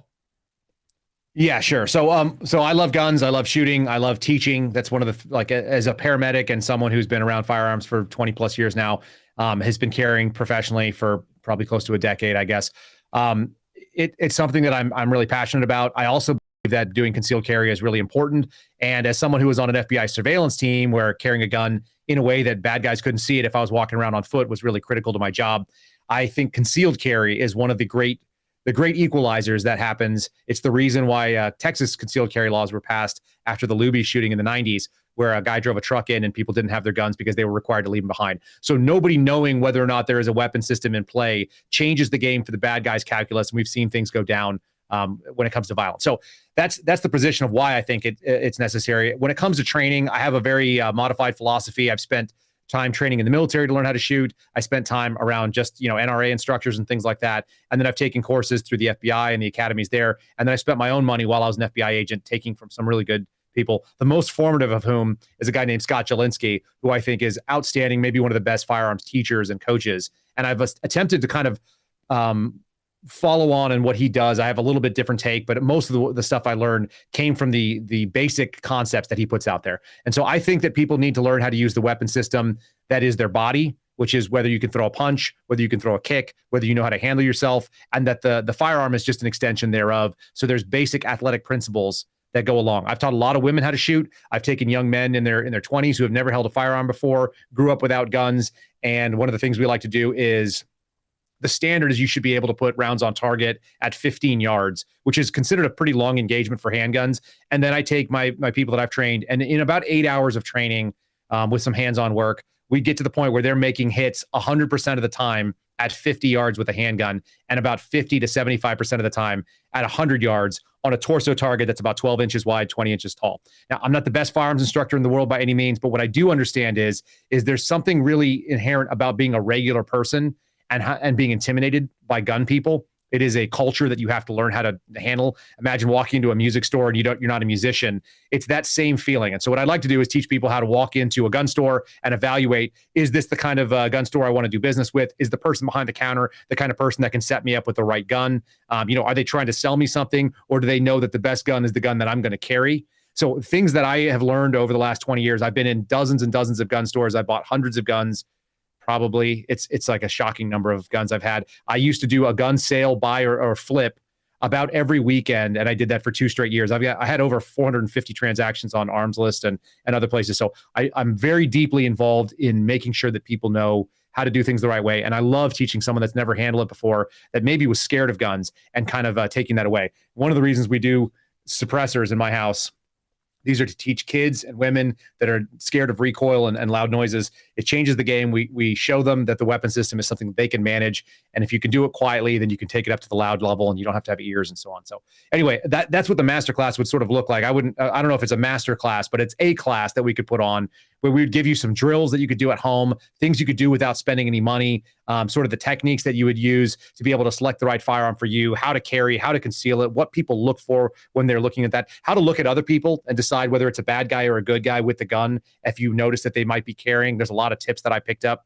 as a surveillance agent. So I would share all this kind of stuff. And we kind of have been playing with the name. I picked up a Gmail address. It's Regular Joe Gun Show, because in many ways I'm not a SEAL Team 6 operator, although I know guys who are. I'm not a Special Forces guy, although I have friends who are. And I can shoot with those guys and I don't look embarrassed. And so what I would like to do is make it so that people who have never owned a gun before get to the point of comfort where they can walk into any gun range in America and be safe and be efficient and be able to conduct training and not look like a fool and not feel like they're uncomfortable and that they're a fish out of water, but that they've basically taken all the gun ranges and all the gun shops in this country and made it a comfortable place that they can walk in and engage. That would be a thing that I think would be a really big benefit to being able to offer this. And that's what I would see as being the walk away. It's like, can you walk in and make a new culture part of yours? And if you're someone who's a proficient shooter, there are definitely tricks and trades that if you're not learning from everybody that you're listening to, then you're not paying attention, because everybody's got something that you haven't heard from before. So for those that are, mediocre experience, or you've been around guns,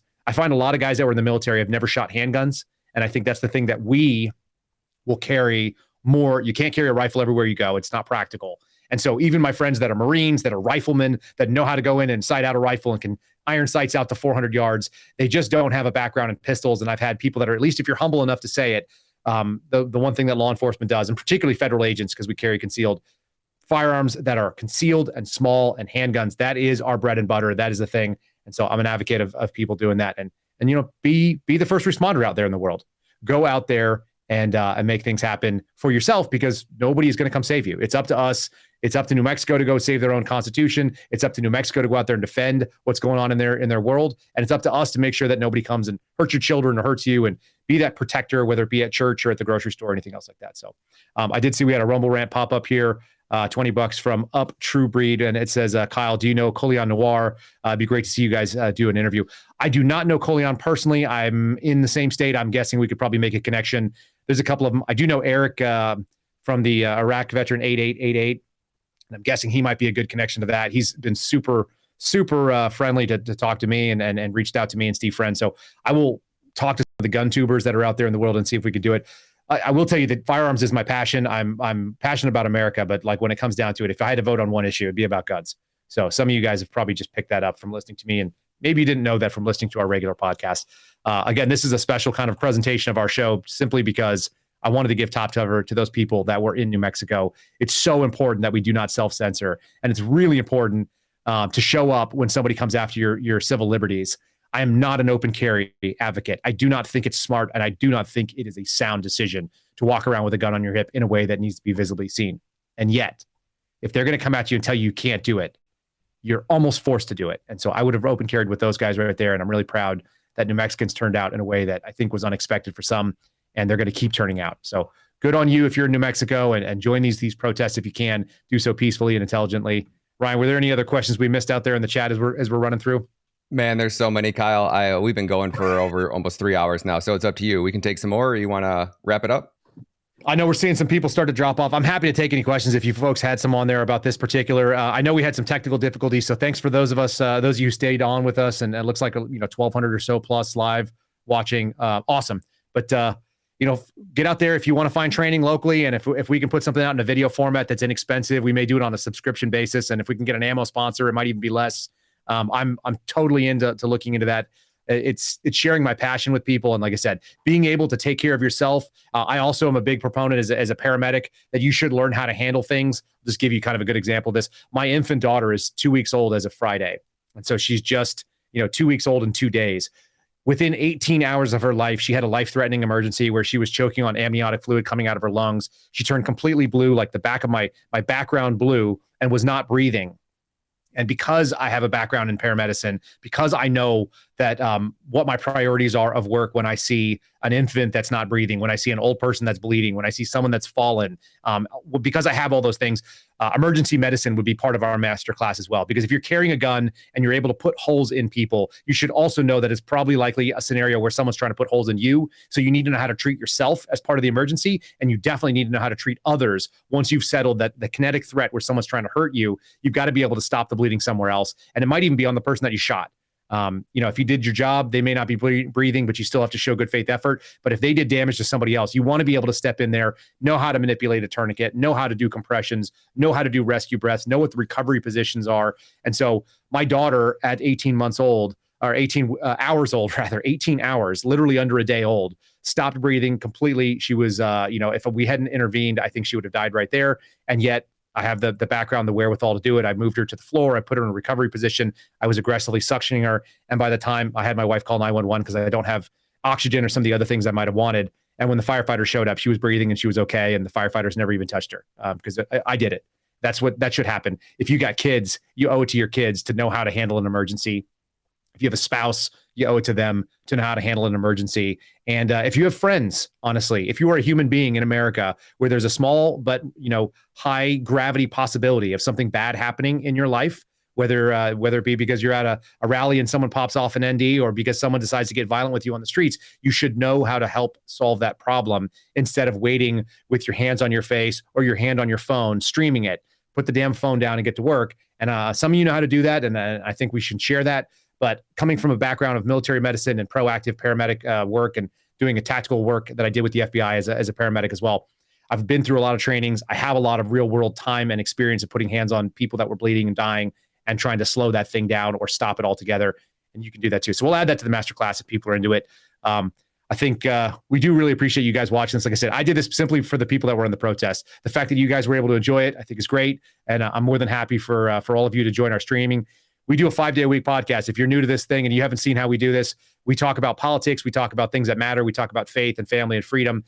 We bring on interesting guests. I interview them where they get to talk. It's not about me. And when they're not there, then I just go like this verbal diarrhea where the content just flows right out of my head. And sometimes you guys like it. So we appreciate it. If you did like what you were watching, give us a thumbs up on Rumble. If you're not following us on Twitter, by all means, follow us on Twitter at Kyle Seraphin. You can do that.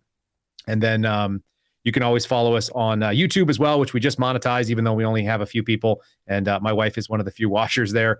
But by all means, follow us all the places they are. And then also follow Ryan Matta at Ryan Matta Media, Matta. Ryan produces these streams. He was the one that was working in the background, bringing people on and off, and was keeping Steve Friend in the back there who joined us. He's another one of our suspendables. So folks, if you've never seen any of our stuff, we're happy to have you on here. This is a pretty good number of folks we see watching the stream. And we're more than happy to have you join us for our Mondays. If you're not watching it live, you can always watch it later on. We don't do them on the weekends, but we might start doing this gun stuff. I am going to do some role play with a new gun store that I just met down the street from me, where we talk about how do you evaluate, is this the kind of gun store I want to do business with? Is this the kind of place? And I actually bought my first firearms from them. It's a SIG P365. I went in there and talked to him and asked him the questions that I wanted to know about what he knew about the gun, to know if it was the kind of place I'd give my money. And I bought 2 guns from him right away. This and a P322. So we'll look for that in the future. Some of you guys have subscribed to our Rumble channel too. I just saw that, and that's awesome. I really do appreciate it. It's awesome. And we just cleared 100,000 followers on Twitter, X, whatever you want to call it. It's still a Twitter to me because I'm not giving up on the word tweets. It's like little chirping birds in my head all the time. So with that, if you got any others you wanted to throw at me, Ryan, I'm more than happy to field because I'm sitting in the chair and I'm locked in. And then also I'll let you guys know we're doing a space with the J6ers that are in the Gulag tonight on Twitter. So if you're not on Twitter following us at Kyle Seraphin, that's where you find us. We are going to be doing an interview with Gateway Pundit. It sounds like Dom LaCree might be there. We're going to have guys that were everyone other than Enrique Tarrio sound like they're going to be there. So I think it's going to be Dom Pizzola. It's going to be Ethan Nordine. We're going to have Zach Reel and maybe Joe Biggs as well are going to join in and talk from the Gulag on their phone. Same as you guys are used to hearing me do. I'm going to ask a short question. I'm going to let them talk as much as they can. They get 15 minutes at a time. So you guys will get a chance to see that. And you can tweet about it. We'll look at try and take some of your questions out of the thread.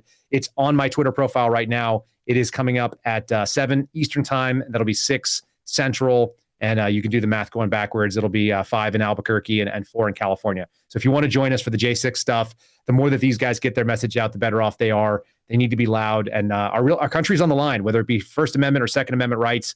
Those are the ones that keep you so that you don't have the government invading your Fourth and your Fifth and your Eighth Amendment right to to having avoiding cruel and unusual punishments and make sure that they're following due process and all the other things the government is required to do. The negative rights that they don't have the ability to infringe, but they definitely are pushing it right now. So really important. We'll even do better if you guys were in our last space with the J6ers. We're going to even do better because I'm going to run the space instead of Gateway Pundit. I talked to Jim Hoft. And I talked to 2 of the reporters there, Alicia and Kara, and I just said, let me run the logistics. You guys can ask questions, but let's get these guys talking. Let's hear their message, not waste their time. So that's coming up soon. And before you take off, Kyle, we got one person that said they just joined us. Can you just give us an update on what just happened with the protest, and then we'll wrap it up? Yeah, long and short of it is we did a 5-hour space. If you guys want to hear what was coming up and what they were planning, you can go to the Twitter there. There's 5 hours worth of content. Lots of really interesting insight into New Mexico, which I'm going to be covering tomorrow on our podcast on 9/11. I think it's talking about rights is going to be important. But the general space was they showed up. They had a last-minute protest to say open carry is going to be something that they are going to do, even though the governor of New Mexico outlawed it. She got out and said there's a public health emergency because an 11-year-old girl was shot and killed, which is totally tragic in New Mexico, in Albuquerque. And she said that certain counties with a certain population density will now no longer have the right to carry concealed, even though they have a concealed carry permit, or open carry, which is guaranteed by state law. And she is going to suspend that for 30 days. And we just saw American citizens, New Mexicans joining with each other and stepping out and bravely carrying their weapons in public with no violence. And they were, people that were engaging in a civil disobedience against this ridiculous government mandate. They were hoping to get 50 or 100 people out there. We heard estimates anywhere from 200 to 400 or 500 from what was in the crowd there. They had one or two instigators that got run off, and otherwise you heard a lot of USA chants, people saying they will not comply, and they were anywhere from 70 to 90% of people, it sounds like, were carrying weapons openly and in defiance of this tyrannical governor, whose name is Michelle Lujan Grisham. She is a real tyrant, a pint-sized tyrant, a tiny little person that had horrible COVID lockdown. Just ended in April of 2023, and they were just trying to do the next logical, progressive, tyrannical step, which is to say they wanted to make sure that they couldn't carry their firearms. Ryan, if you want to actually play that full video right now, we'll give people what they were protesting so you know it, but a very successful open show, open carry, and no violence, of course, like you'd expect from our law-abiding folks that love the Second Amendment. We'll play you the press conference. This is what started this all off, if you want to play it.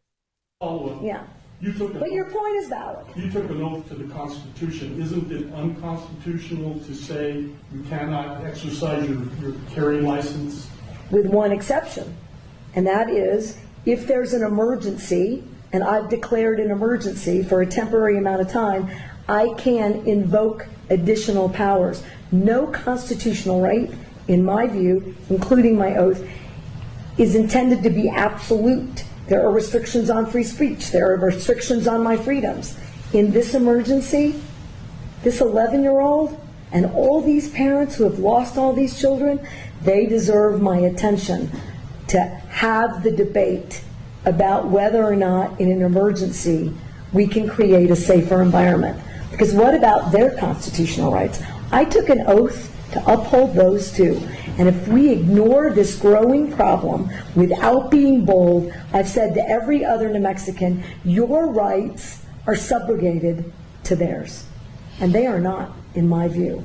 Wait a minute, okay. You're talking about crimes. There are already laws against the crimes, so how are their rights? I got it, but again, if I'm unsafe, who's standing up for that right? If this climate is so out of control, somebody should do something. I'm doing as much as I know to do. Madam Governor, do you really think that criminals are going to hear this message and not carry a gun in Albuquerque on the streets for 30 days? No. But here's what I do think. It's a pretty resounding message. Pretty resounding message, folks, that's what she does think. The criminals aren't going to listen to it, but think about the resounding message that she just gave you, which is that she doesn't respect your Second Amendment liberties, and that's why these guys and gals were out there speaking. We saw a lot of women that were out there in the crowd. I think that was fantastic. We saw our organizer, Pablo, he was the one that helped kind of get me involved in getting folks there. He said he was going to be there, so we were really happy to have that. And then also Paul, who I will share their information. If you guys, I'm following them on Twitter now, so by all means, we can let those folks know that they did a good thing. They did a good thing speaking out against tyranny, because when you allow tyranny, as my friend Sean Witzman said last night, if you're too busy to stand up for your own civil liberties, then you are accepting whatever tyrannical things they decide to push down. If you have other things going on and you can't be bothered, I'd love to, but I'd rather get my nails painted, or I got to clean the garage, or I told my wife I'd mow the lawn. You don't get a chance to come back from this kind of stuff. And the second thing is, if your fear is that you're going to be, censored by the federal government or the state authorities, or something's going to happen to you, self-censorship is censorship. You are censoring yourself. You're not even making them do the hard work. You're just giving up that territory. We absolutely cannot be giving up territory right now. This is a time when we are on the back of the line. We've given up all that fudge zone. We've given up all the safety net that we had. We are on the red line, and we need to fight our way out of the red line to be able to get some breathing room. It is not there. So every single one of these things are existential crises when it comes to our constitutional liberties. I'm so proud that they stepped up, because New Mexico is not a state that necessarily gets really active like that. But man, they did a great job stepping in there, and they did it right, and they made their voices heard. And as you saw, it's not a white person issue. It's not a black person issue. It's not a Latino issue. It is a American issue. And we saw colors of all sides. We saw men and women out there. Just fantastic. Some really passionate people that are just fed up with what they've been shoveled on and what they've been forced to eat over the last couple of years. And they are spitting it back out, and they're letting them know, no, thank you. They're closing their mouths. So thank God for them. Pray for all these people in New Mexico, but pray for them in your own state, and make sure you're stepping up and supporting people that are being brave. There's a lot of Americans that are doing that sort of thing. I miss anything out there, Ryan, that we needed to do and cover down on? No, man, you're great. Let's wrap it up. We're at that 3 hour mark. Great job, man. All right, fantastic, folks. Thanks for sticking with us. For those of you that sat here for so long, if you want to share this video, it's going to be up. I'll put something in the notes, letting people know that we obviously had some challenges early on. But I hope this was of value to you. And moreover, I hope what it showed was anybody who says otherwise, this was a peaceful protest of people that were letting their voices be heard. And that is what your First Amendment right guarantees. They use their First Amendment to protect the Second Amendment. You have the right to peacefully assemble and redress, petition for redress of grievances to your government. And that's what we saw in New Mexico. That is a victory for America. So you guys should be proud of them. Be proud of yourselves. Thanks for joining us. We will catch you again in that Twitter space. Like I said, just a couple hours now, 2 more hours, and I will see you on Twitter at Kyle Seraphin. So thanks so much. Thanks for listening to The Kyle Seraphin Show, streamed live weekdays on rumble.com/Kyle Seraphin. Follow Kyle on Twitter, Truth Social, and Instagram at Kyle Seraphin.